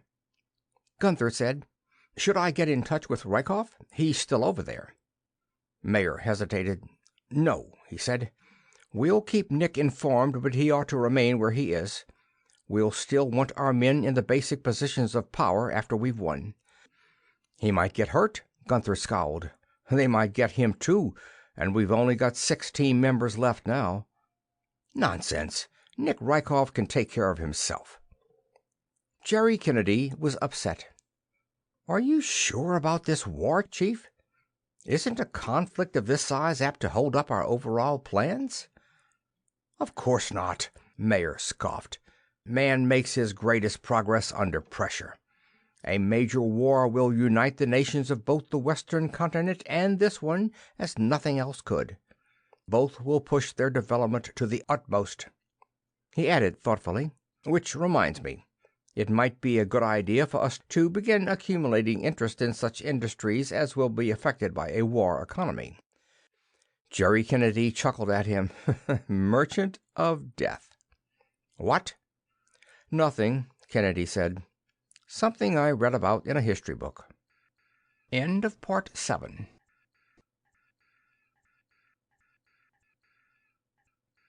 Part 8. At the decade's end, once again, the representatives of the Genoese team were first in the pedagogue's lounge. Mayer sat at the officers' table. Martin Gunther at his right. Jerry Kennedy leaned against the ship's bar, sipping appreciatively at a highball. They could hear the impact of the spaceboat from Texcoco when it slid into its bed. "Poor piloting," Gunther mused. Whoever's doing that flying doesn't get enough practice." They could hear ports opening and then the sound of approaching feet. The footsteps had a strangely military ring. Joe Chessman entered, followed immediately by Barry Watson, Dick Hawkins, and Nat Roberts. They were all dressed in heavy uniform, complete with decorations. Behind them were 4 Texcochans, including Reef and his teenage son, Toller. Mayer scowled at them in way of greeting. "Where's Plekhanov?" "Leonid Plekhanov is no longer with us," Chessman said dourly. Under pressure, his mind evidently snapped, and he made decisions that would have meant the collapse of the expedition. He resisted when we reasoned with him. The 4 members of the Genoese team stared without speaking. Jerry Kennedy put down his glass at last. "You mean you had to restrict him? Why didn't you bring him back to the ship?" Chessman took a chair at the table. The others assumed standing positions behind him. "I'm afraid we'll have to reject your views on the subject. 20 years ago, this expedition split into 2 groups. My team will accomplish its tasks. Your opinions are not needed." Amschel Mayer glared at the others in hostility. "You have certainly come in force this time." Chessman said flatly, "This is all of us, Mayer." "All of you? Where are Stevens, Cogswell, McBride?" Barry Watson said, "Plekhanov's fault. Lost in the battle that broke the back of the rebels. At least Cogswell and McBride were. Stevens made the mistake of backing Plekhanov when the showdown came." Joe Chessman looked sourly at his military chief. "I'll act as team spokesman, Barry." "Yes, sir," Watson said. "Broke the back of the rebels," Jerry Kennedy mused. "That opens up all sorts of avenues, doesn't it?" Chessman growled, "I suppose that in the past 20 years your team had no obstacles? Not a drop of blood shed? Come on, the truth. How many of your team has been lost?" Mayer shifted in his chair. "Possibly your point is well taken. Dean and Rossetti were burned by the formerly dominant religious group. Roykov was killed in a fracas with bandits while he was transporting some gold." He added musingly, "We lost more than 500,000 Genoese pounds in that robbery." "Only 3 men lost, eh?" Mayer stirred uncomfortably, then flushed in irritation at the other's tone. "Something has happened to Buchwald and MacDonald. They must be insane. They've broken off contact with me, are amassing personal fortunes in the Eastern Hemisphere." Hawkins laughed abruptly. "Free competition," he said. Chessman growled, "Let's halt this bickering and get to business. First, let me introduce Reef, Texcocan State Army Chief of Staff, and his son Toller. And these other Texcocans are Wiss and Fokin, both of whom have gone far in the sciences." The Toulons shook hands, Earth style, but then stepped to the rear again, where they followed the conversation without comment. Mayer said, "You think it wise to introduce natives to the pedagogue?" "Of course," Chessman said. "Following this conference, I'm going to take Fokin and Wiss into the library. What are we here for if not to bring these people up to our level as rapidly as possible?" "Very well," Mayer conceded grudgingly. "And now I have a complaint. When the pedagogue first arrived, we had only so many weapons aboard. You have appropriated more than half in the past 2 decades." Chessman shrugged it off. "We'll return the greater part to the ship's arsenal. At this stage, we are producing our own." "I'll bet," Kennedy said. "Look, any of you fellows want a real Earthside whiskey?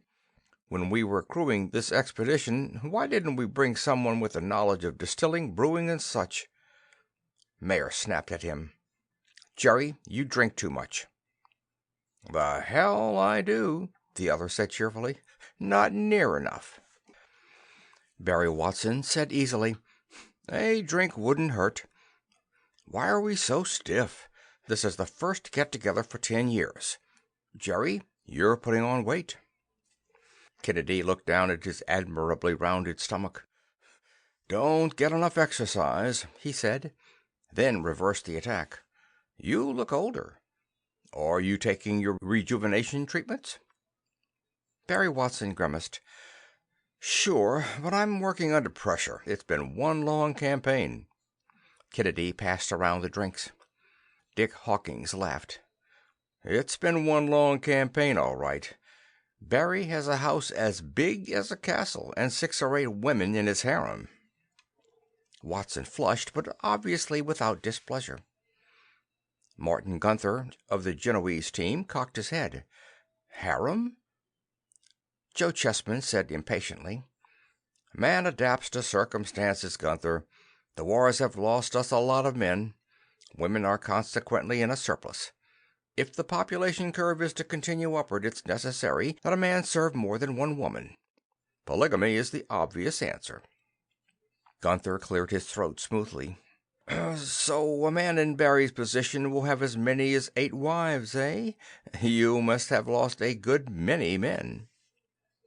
Watson grinned modestly. "Everybody doesn't have that many. It's according to your ability to support them. And also, rank has its privileges. Besides, we figure it's a good idea to spread the best seed around. By mixing our blood with the Texcocan, we improve the breed." Behind him, taller, the Toulon boy stirred without notice. Kennedy finished off his highball and began to build another immediately. "Here we go again. The big potatoes coming to the top." Watson flushed. "What do you mean by that, Kennedy?" "Oh, come off it, Barry," Kennedy laughed. "Just because you're in a position to push these people around doesn't make you the prize stud on Texcoco." Watson elbowed Dick Hawkins to one side in his attempt to get around the table at the other. Chessman rapped. "Watson, that's enough. Knock it off or I'll have you under arrest." The Texcocan team head turned abruptly to Mayer and Kennedy. "Let's stop this nonsense. We've come to compare progress. Let's begin." The 3 members of the Genoese team glared back in antagonism, but then Gunther said grudgingly, "He's right. There is no longer amiability between us, so let's forget about it. Perhaps when the 50 years is up, things will be different. Now, let's merely be businesslike." "Well," Mayer said, "our report is that progress accelerates. Our industrial potential expands at a rate that surprises even us. In the near future, we'll introduce the internal combustion engine. Our universities still multiply and are turning out technicians, engineers, scientists at an ever-quickening speed. In several nations, illiteracy is practically unknown, and per capita production increases almost everywhere." Mayer paused in satisfaction, as though awaiting the others to attempt to top his report. Joe Chessman said sourly, "Almost everywhere per capita production increases. Why almost?" Mayer snapped. "Obviously, in a system of free competition, all cannot progress at once. Some go under." "Whole nations?" "Temporarily, whole nations can receive setbacks as a result of defeat in war, or perhaps due to lack of natural resources. Some nations progress faster than others." Chessman said, "The whole Texcocan state is one great unit. Everywhere the gross product increases. Within the foreseeable future, the standard of living will be excellent." Jerry Kennedy, an alcoholic lisp in his voice now, said, "You mean you've accomplished a planet-wide government?" "Well, no, not as yet." Chessman's sullen voice had an element of chagrin in it. "However, there are no strong elements left that oppose us. We are now pacifying the more remote areas." "Sounds like a rather bloody program, especially if Barry Watson here winds up with 8 women," Martin Gunther said. Watson started to say something, but Chessman held up a restraining hand. "The Texcocan state is too strong to be resisted, Gunther. It is mostly a matter of getting around to the more remote peoples. As soon as we bring in a new tribe, we convert it into a commune." "Commune?" Kennedy blurted. Joe Chessman raised his thick eyebrows at the other. The most efficient socio-economic unit at this stage of development.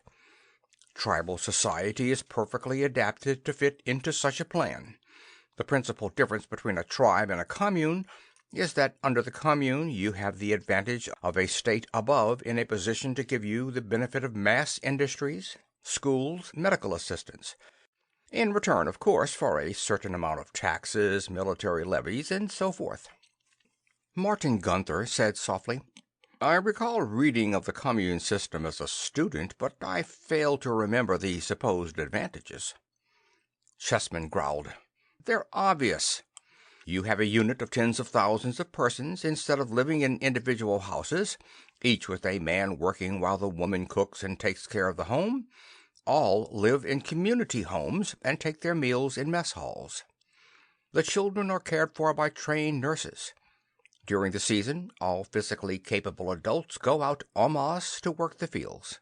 When the harvest has been taken in, the farmer does not hole up for the winter, but is occupied in local industrial projects or in road or dam building. The commune's labor is never idle. Kennedy shuddered involuntarily. Chessman looked at him coldly. It means quick progress. Meanwhile, we go through each commune and from earliest youth locate those members who are suited to higher studies. We bring them into state schools where they get as much education as they can assimilate, more than is available in commune schools. These are the Texcockans we are training in the sciences. The march to the ant-hill, Amschel Mayer muttered. Chessman eyed him scornfully. You amuse me, old man, you with your talk of building an economy with a system of free competition. Our Texcockans are sacrificing today, but their children will live in abundance. Even today, no one starves, no one goes without shelter nor medical care. Chessman twisted his mouth wryly. We have found that hungry, cold, or sick people cannot work efficiently. He stared challengingly at the Genoese leader. Can you honestly say that there are no starving people in Genoa? No inadequately housed, no sick without hope of adequate medicine? Do you have economic setbacks in which poorly planned production goes amok and depressions follow with mass unemployment? Nevertheless, Mayer said with unwonted calm, our society is still far ahead of yours. A mere handful of your bureaucracy and military chiefs enjoy the good things of life. There are tens of thousands on Genoa who have them. Free competition has its weaknesses, perhaps, but it provides a greater good for a greater number of persons. Joe Chessman came to his feet. We'll see, he said stolidly. In 10 years, Mayor, we'll consider the position of both planets once again. 10 years it is, Mayor snapped back at him. Jerry Kennedy saluted with his glass. Cheers, he said. On the return to Genoa, Amschel Mayer said to Kennedy, Are you sober enough to assimilate something serious? Sure, Chief, of course. Well then, begin taking the steps necessary for us to place a few men on Texcoco in the way of, intelligence agents. You mean some of our team? Kennedy said, startled. No, of course not. We can't spare them. And besides, there'd be too big a chance of recognition and exposure. Some of our more trusted Genoese. Make the monetary reward enough to attract their services. He looked at his lieutenants significantly. I think you'll agree that it might not be a bad idea to keep our eyes on the developments on Texcoco. On the way back to Texcoco, Barry Watson said to his chief, What do you think of putting some security men on Genoa just to keep tabs? Why? Watson looked at his fingers, nibbled at a hangnail. It just seems to me it wouldn't hurt any. Chessman snorted. Dick Hawkins said, I think Barry's right. They can bear watching. Besides, in another decade or so, they'll realize we're going to beat them. Mayer's ego isn't going to take that. He'd go to just about any extreme to keep from losing face back on Earth.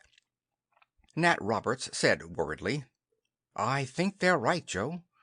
Certainly it wouldn't hurt to have a few security men over there. My department could train them, and we'd ferry them over in this spaceboat." "I'll make the decisions," Chessman growled at them. "I'll think about this. It's just possible that you're right, though." Behind them, Reef looked thoughtfully at his teenage son. End of Part 8.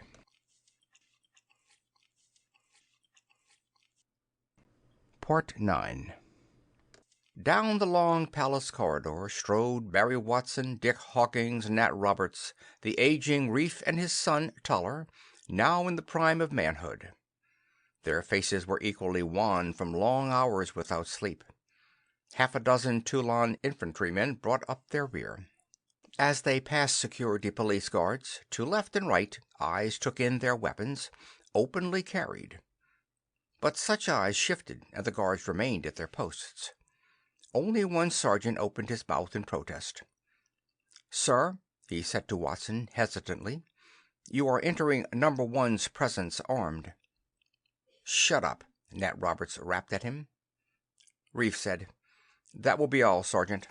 The security police sergeant looked emptily after them as they progressed down the corridor.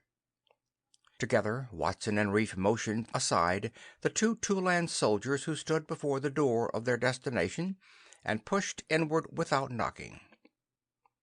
Joe Chessman looked up wearily from his map and dispatch-laden desk. For a moment his hand went to the heavy military revolver at his right, but when he realized the identity of his callers it fell away. "What's up now?" he said, his voice on the verge of cracking. Watson acted as spokesperson. "It's everywhere the same. The communes are on the fine edge of revolt. They've been pushed too far. They've got to the point where they just don't give a damn. A spark and all Texcoco goes up in flames." Reef said coldly, "We need immediate reforms. They've got to be pacified. An immediate announcement of more consumer goods, fewer state taxes, above all a relaxation of security police pressures. Given immediate promise of these, we might maintain ourselves." Joe Chessman's sullen face was twitching at the right corner of his mouth. Young Toller made no attempt to disguise his contempt at the other's weakness in time of stress. Chessman's eyes went around the half-circle of them. "This is the only alternative? It'll slow up our heavy industry program. We might not catch up with Genoa as quickly as planned." Watson gestured with a hand in quick irritation. "Look here, Chessman, don't we get through to you? Whether or not we build up steel capacity as large as Amschel Mayer's isn't important now. Everything's at stake." "Don't talk to me that way, Barry," Chessman growled truculently. "I'll make the decisions. I'll do the thinking." He said to Reef, "How much of the Tulan army is loyal?" The aging Tulan looked at Watson before turning back to Joe Chessman. "All of the Tulan army is loyal to me." "Good." Chessman pushed some of the dispatches on his desk aside, letting them flutter to the floor. He bared a field map. "If we crush half a dozen of the local communes, crush them hard, then the others—" Watson said very slowly, and so lowly as hardly to be heard, "You don't bother to listen, Chessman. We told you. All that's needed is a spark." Joe Chessman sat back in his chair, looked at them all again, one by one, reevaluating. For a moment the facial tic stopped, and his eyes held the old alertness. "I see," he said. "And you all recommend capitulation to their demands?" "It's our only chance," Hawkins said. "We don't even know it'll work. There's always the chance if we throw them a few crumbs they'll want the whole loaf. You've got to remember that some of them have been living for 25 years or more under this pressure. The valve is about to blow."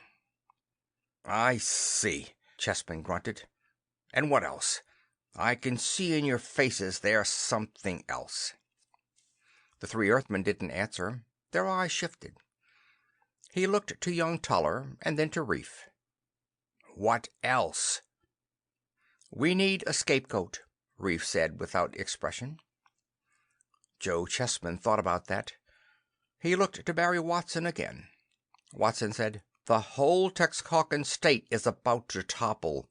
Not only do we have to give them immediate reform, but we're going to have to blame the past hardships and mistakes on somebody. Somebody has to take the rap, be thrown to the wolves. If not, maybe we'll all wind up taking the blame." "Ah," Chessman said. His red-rimmed eyes went around them again, thoughtfully. "We should be able to dig up a few local chieftains and some security police heads." They shook their heads. "It has to be somebody big," Nat Roberts said thickly. "A few of my security police won't do it."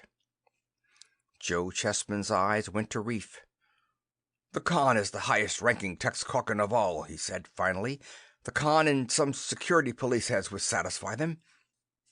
Reef's face was as frigid as the Earthman's. He said, "I am afraid not, Joseph Chessman. You are number one. It is your statue that is in every commune square. It is your portrait that hangs in every distribution center, every mess hall, every schoolroom. You are the number one, as you have so often pointed out to us. My title has become meaningless." Joe Chessman spat out a curse, fumbled the gun into his hand, and fired before the Tulan soldiers could get to him. In a moment they had wrestled the weapon from his hand and had his arms pinioned. It was too late. Reef had been thrown backward 2 paces by the blast of the heavy-calibered gun.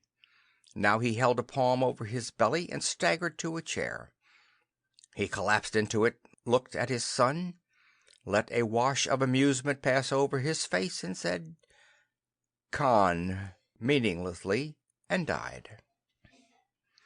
Nat Roberts shrilled at Chessman. "You fool! We were going to give you a big theatrical trial, sentence you to prison, and then later claim you'd died in your cell and smuggle you out to the pedagogue." Watson snapped to the guards, "Take him outside and shoot him." The Tulans began dragging the snarling, cursing Chessman to the door. Toller said, "A moment, please." Watson, Roberts, and Hawkins looked to him. Toller said, "This perhaps can be done more effectively." His voice was completely emotionless. "This man has killed both my father and grandfather, both of them Khans of Tula, heads of the most powerful city on all Texcoco before the coming of you Earthlings." The guards hesitated. Watson detained them with a motion of his hand. Toller said, "I suggest you turn him over to me to be dealt with in the traditional way of the people." "No," Chessman said hoarsely. "Mary, Dick, Nat, send me back to the pedagogue. I'll be out of things there. Or maybe Mayer can use me on Genoa." They didn't bother to look in his direction. Roberts muttered savagely, "We told you all that was needed was a spark. Now you've killed the Khan, the most popular man on Texcoco. There's no way of saving you." Toller said, "None of you have studied our traditions, our customs. But now perhaps you will understand the added effect of my taking charge. It will be a more profitable manner of using this downfall of this power-mad murderer." Chessman said desperately, "Look, Barry, Nat, if you have to, shoot me. At least give me a man's death. Remember those human sacrifices the Tulans had when we first arrived? Can you imagine what went on in those temples? Barry, Dick, for old time's sake, boys." Barry Watson said to Toller, "He's yours. If this doesn't take the pressure off us, nothing will." End of Part 9.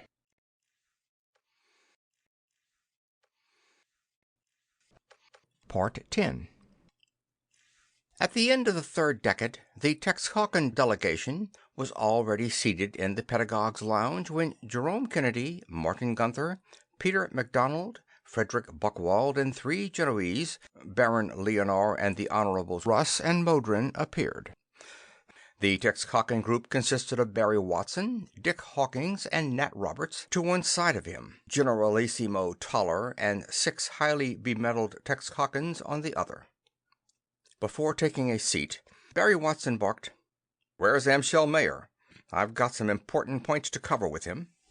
"Take it easy," Kennedy slurred. "For that matter, where's Joe Chessman?" Watson glared at the other. "You know where he is." "That I do," Kennedy said.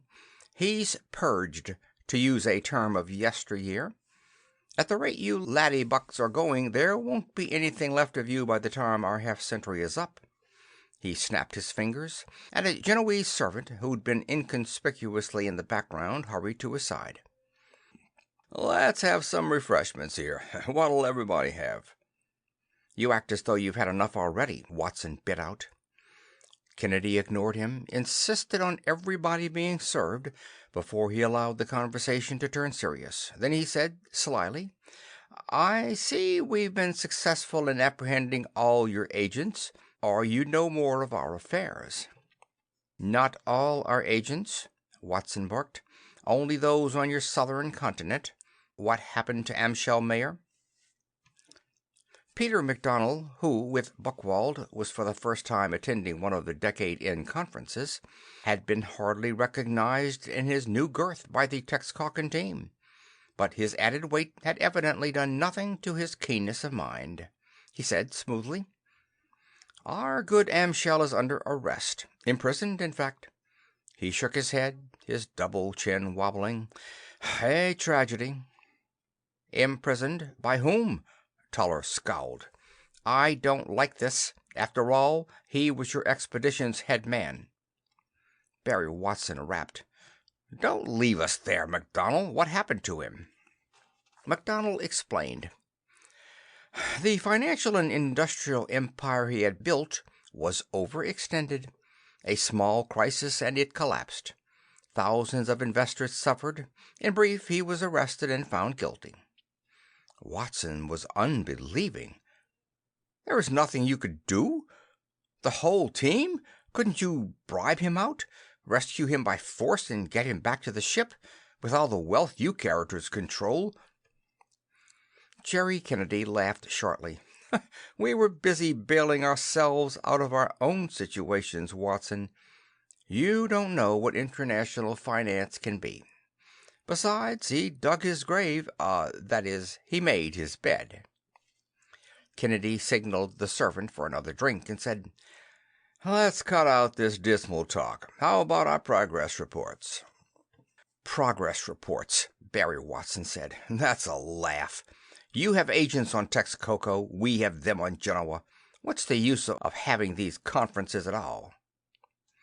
For the first time, one of the Genoese put in a word. Baron Leonard, son of the original Baron who had met with Amschel Mayer 30 years before, was a man in his mid-40s. He said quietly, "It seems to me the time has arrived when the 2 planets might profit by intercourse. Surely, in this time, one has progressed beyond the other in this field, but lagged in that. If I understand the mission of the pedagogue, it is to bring us to as high a technological level as possible in half a century. Already 3 decades have passed." The Texcocans studied him thoughtfully, but Jerry Kennedy waved in negation with the hand that held his glass. "You don't get it, Baron. You see, the thing is, we want to find out what system is going to do the most the quickest. If we cooperate with Barry's gang, everything'll get all mixed up." The Honorable Russ, now a wizened man of at least 70, but still sharply alert, said, "However, Texcoco and Genoa might both profit." Kennedy said happily, "What do we care? You gotta take the long view. What we're working out here is going to be used on 500,000 planets eventually." He tried to snap his fingers. "These 2 lousy planets don't count that much." He succeeded in snapping them this time. Not that much, Barry Watson said. You're stoned, Kennedy. Why not? Kennedy grinned. Finally perfected a decent brandy. I'll have to send you a few cases, Barry. How would you go about doing that, Jerry? Watson said softly. Shucks, man. Our space liner makes a trip to Texcoco every month or so. Gotta keep up with you boys. Maybe throw a wrench or so in the works once in a while. Peter McDonald said, Shut up, Jerry. You talk too much. Don't talk to me that way. You find yourself having one hell of a time floating that loan you need next month. How about another drink, everybody? This party's dead. Watson said, How about the progress reports? Briefly, we've all but completely united Texcoco. Minor setbacks have sometimes deterred us, but the march of progress goes on. We... Minor setbacks? Kennedy chortled. Must have had to bump off 5 million of the poor slobs before that commune revolt was finished with. Watson said coldly, We always have a few reactionaries, religious fanatics, misfits, crackpots, malcontents to deal with. However, these are not important. Our industrial potential has finally begun to roll. We doubled steel production this year. We'll do the same next. Our hydroelectric installations tripled in the past 2 years. Coal production is 4 times higher, lumber production 6 times. We expect to increase grain harvest 40% next season, and the Honorable Modron put in gently. Please, Honorable Watson, your percentage figures are impressive only if we know from what basis you start. If you produced but 5 million tons of steel last year, then your growth to 10 million is very good. But it is still not a considerable amount for an entire planet. Buchwald said dryly, If our agents are correct, Texcocon's steel production is something like a quarter of our own. I assume your other basic products are at about the same stage of development. Watson flushed. The thing to remember is that our economy continues to grow each year. Yours spurts and stops, jerks ahead a few steps, then grinds to a halt or even retreats. Everything comes to a pause if you few on the top stop making a profit. All that counts in your economy is making money. Which reminds me, how in the world did you ever get out of that planet-wide depression you were in 3 years ago? Peter McDonald grunted his disgust. Planet-wide depression, indeed. A small recession, a temporary readjustment due to overextension in certain economic and financial fields. From the other side of the table, Dick Hawkins laughed at him. Where'd you pick up that line of gobbledygook, Peter? He asked. Peter McDonald came to his feet. I don't have to put up with this sort of impudence, he snapped. Watson lurched to his own feet. Nor do we have to listen to your snide cracks about the real progress Texcoco is making. We don't seem to be getting anywhere. He snapped to his associates. Hawkins, Toller, Roberts, let's go. 10 years from now, there'll be another story to tell. Even a blind man will see the difference. They marched down the pedagogue's corridor toward their spaceboat. Kennedy called after them, 10 years from now, every family on Genoa will have a car. Wait'll you see. Television, too. We're introducing TV next year, and civil aviation. Be all over the place in 2-3 years. The Texcocan slammed the spaceport after them. Kennedy sloshed some more drink into his glass. Slobs can't stand the truth, he explained to the others. End of Part 10.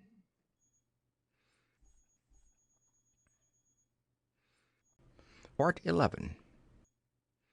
With the exception of a few additional delegates composed of high-ranking Texcocan and Genoese political and scientific heads, the lineup at the end of 40 years was the same as 10 years earlier, except for the absence of Jerry Kennedy.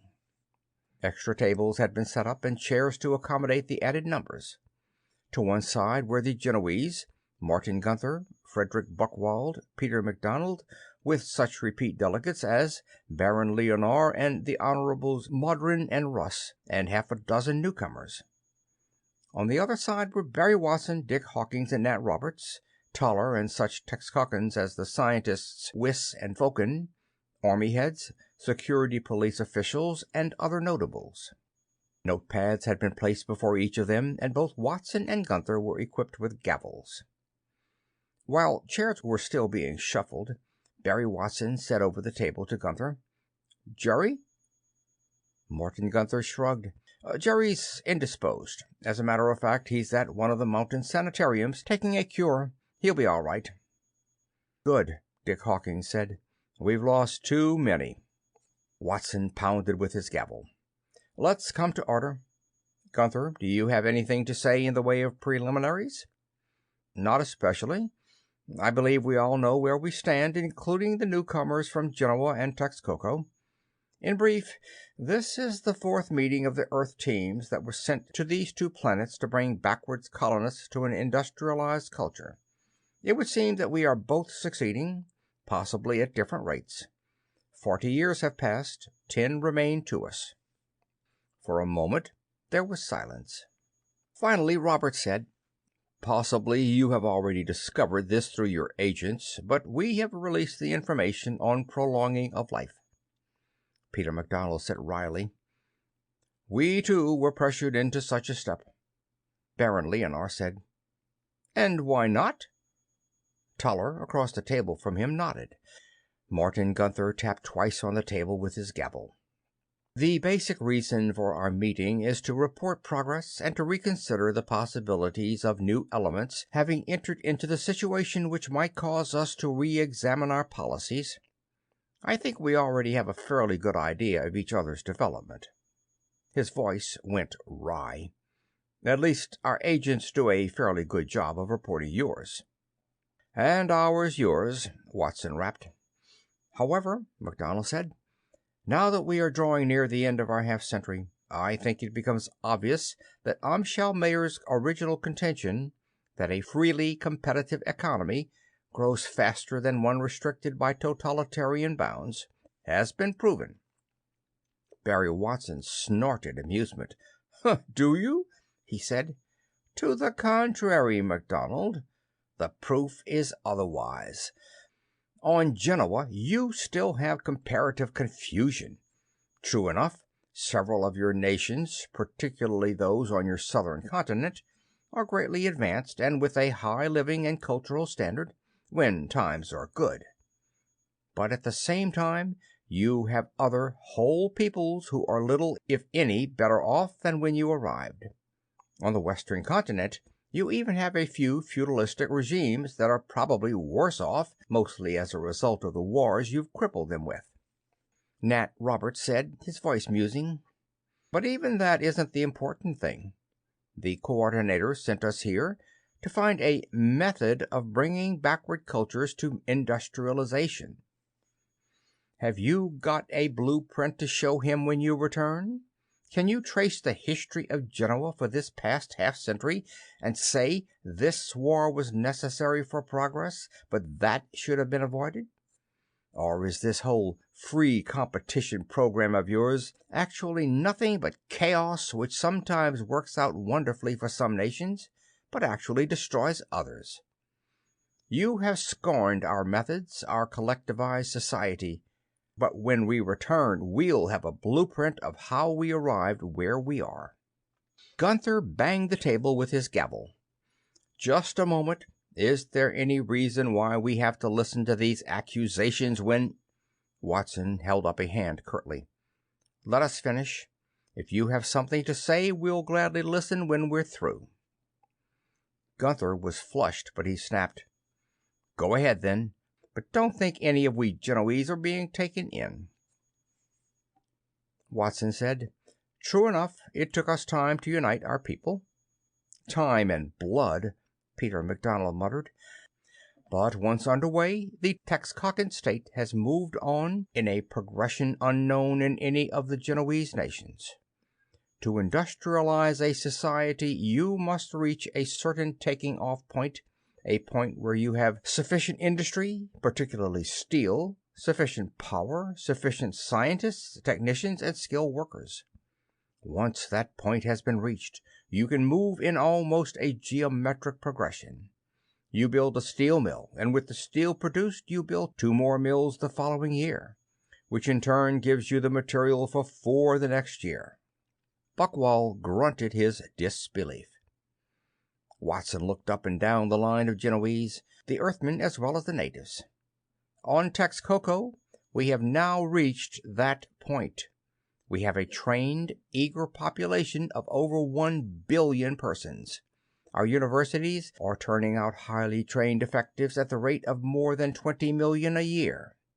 We have located all the raw materials we will need. We are now underway. He looked at them in heavy amusement. By the end of the next decade, we will bury you. Martin Gunther said calmly, "Are you through?" "Yes, for the time," Watson nodded. "Very well. This is our progress report. In the past 40 years, we have eliminated feudalism in all the more advanced countries.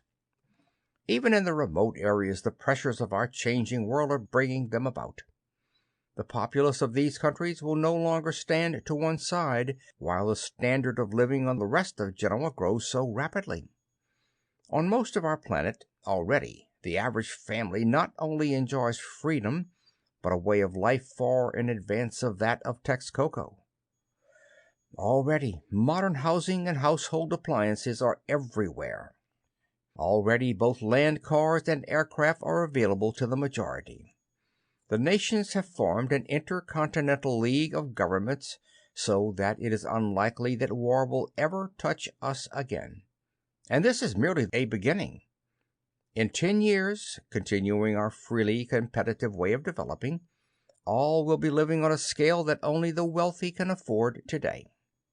He came to an end and stared antagonistically at the Texcocans. Toller said, "There seems to be no agreement."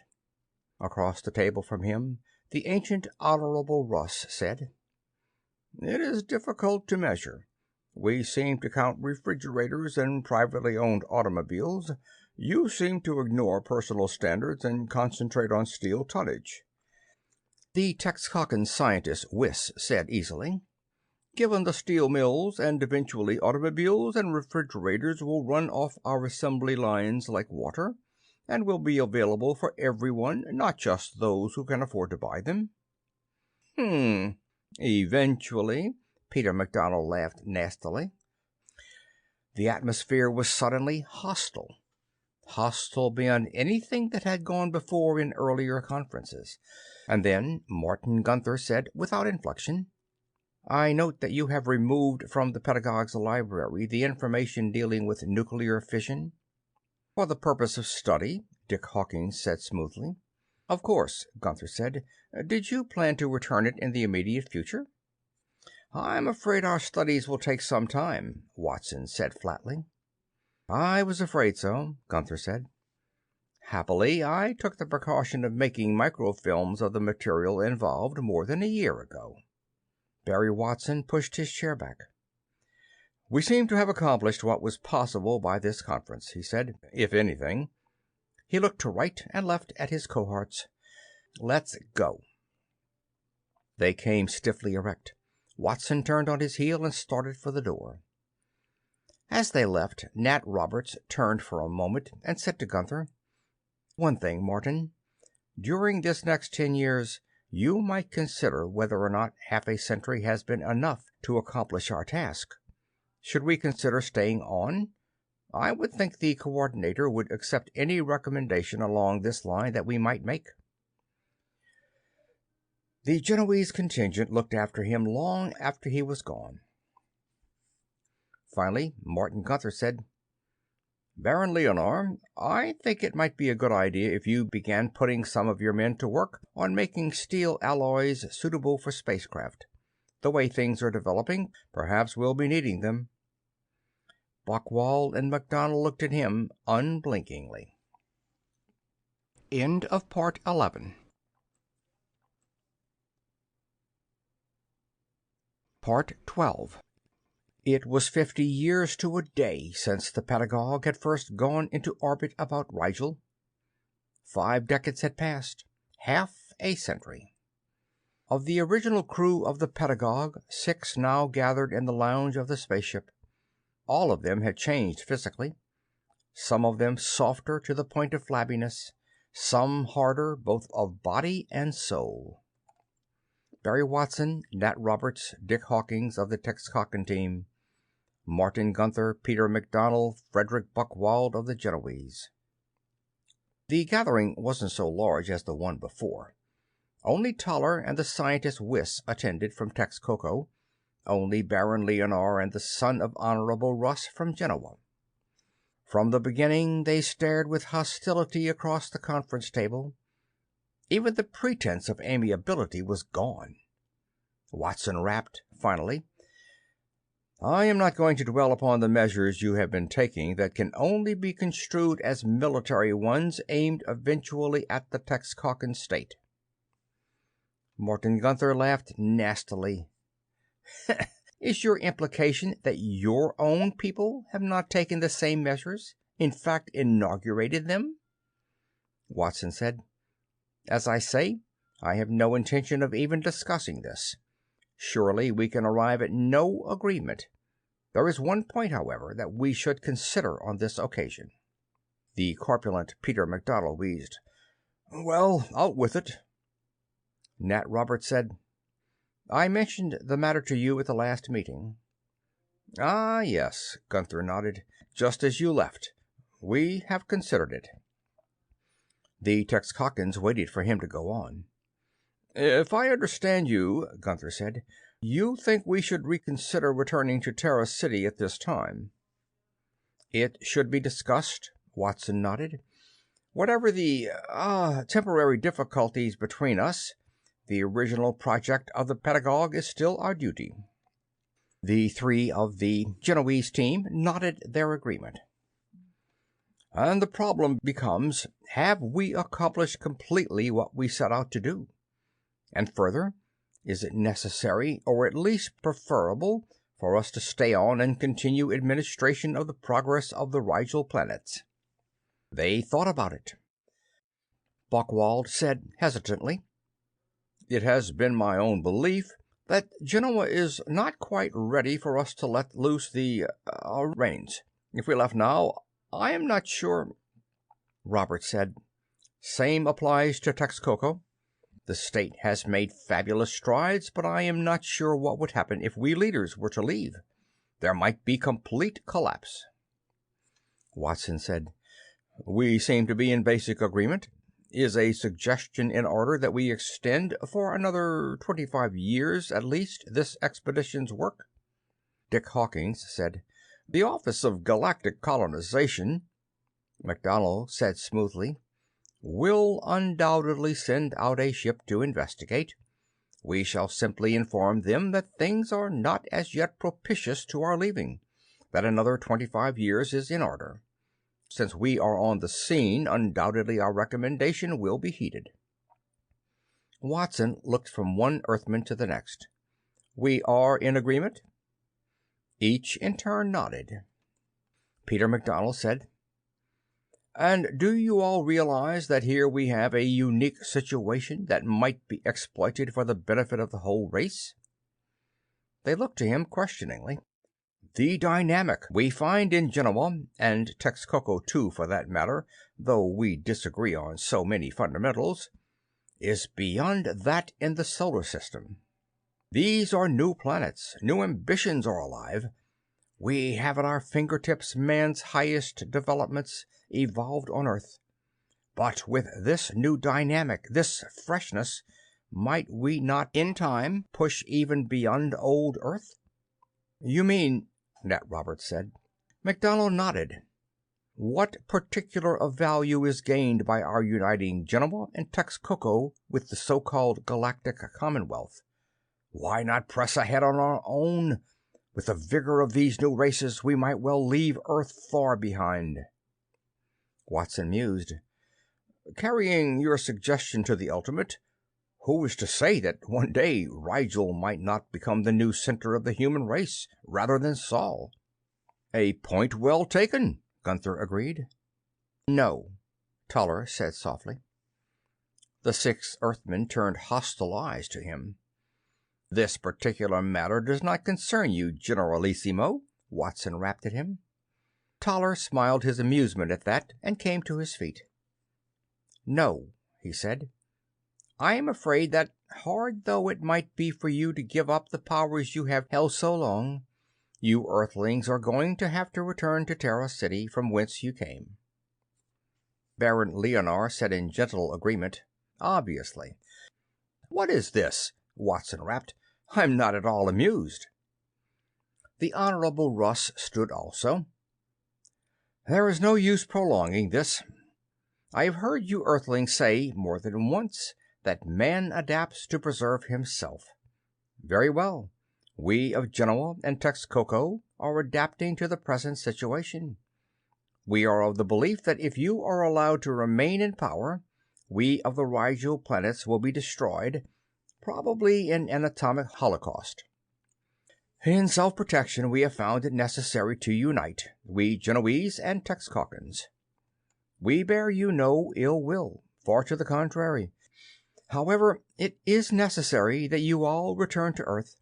You have impressed upon us the aforementioned truism that man adapts, but in the Pedagogue's library I have found another that also applies. Power corrupts, and absolute power corrupts absolutely. There were heavy automatics in the hands of Nat Roberts and Dick Hawkins. Barry Watson leaned back in his chair, his eyes narrow. How'd you ever expect to get away with this sort of treason, Toller? Martin Gunther blurted, Are you Russ? Wyss, the Texcocan scientist, held his wrist radio to his mouth and said, Come in now. Dick Hawkins thumbed back the hammer of his handgun. Hold it a minute, Dick, Barry Watson said. I don't like this. To Toller, he rapped, What goes on here? Talk up, you're just about a dead man. And it was then that they heard the scraping on the outer hull. The six Earthmen looked at the overhead, dumbfounded. I suggest you put up your weapons, Toller said quietly. At this late stage, I would hate to see further bloodshed. In moments they heard the opening and closing of locks and footsteps along the corridor. The door opened, and in stepped Joe Chessman, Amschel Mayer, Mike Dean, Louis Rossetti, and an emaciated Jerry Kennedy. Their expressions ran the gamut from sheepishness to blank haughtiness. MacDonald bug-eyed. Dean! Rossetti! The Temple priest burns you at the stake. They grinned at him, shamefaced. Guess not, Dean said. We were kidnapped. We've been teaching basic science in some phony monastery. Watson's face was white. Joe, he said. Yeah, Joe Chessman growled. You sold me out. But Toller and the Texcocans thought I was still of some use. Amschel Mayer snapped bitterly. And now, if you fools will put down your stupid guns, we'll make the final arrangements for returning this expedition to Terra City. Personally, I'll be glad to get away. Behind the five resurrected Earthmen was a sea of faces representing the foremost figures of both Texcoco and Genoa in every field of endeavor, at least 50 of them in all. As though protectively, the 11 Earthmen ganged together at the far side of the mess table they'd met over so often. Martin Gunther, his expression dazed, said, I don't... Toller resumed his spokesmanship. From the first, the most progressive elements on both Texcoco and Genoa realized the value of your expedition, and have been in fundamental sympathy with the aims the Pedagogue originally had. Primitive life is not idyllic. Until man is free from nature's tyranny and has solved the basic problems of sufficient food, clothing, shelter, medical care, and education for all, he is unable to realize himself. So we cooperated with you to the extent we found possible." His smile was grim. "I am afraid that almost from the beginning, and on both planets, your very actions developed an underground, I believe you call it. Not an overt one, since we needed your assistance to build the new industrialized culture you showed us was possible. We even protected you against yourselves, since it soon became obvious that, if left alone, you'd destroy each other in your addiction to power." Baron Leonard broke in. "Don't misunderstand. It wasn't until the past couple of decades that this underground, which had sprung up independently on both planets, amalgamated." Barry Watson blurted, "But Joe, Chessman—" He refused to meet the eye of the man he'd condemned. Toller said, "From the first, you made no effort to study our customs. If you had, you'd have realized why my father allied himself to you after you'd killed Toller first, and why I did not take my revenge on Chessman after he'd killed Reef. A Khan's first training is that no personal emotion must interfere with the needs of the people. When you turned Joe Chessman over to me, I realized his education, his abilities were too great to destroy. We sent him to a mountain university and have used him profitably all these years. In fact, it was Chessman who finally brought us to space travel." "That's right," Buckwald blurted. "You've got a spaceship out there. How could you possibly—" Toller said mildly, "There are but a handful of you. You could hardly keep track of 2 whole planets and all that went on upon them."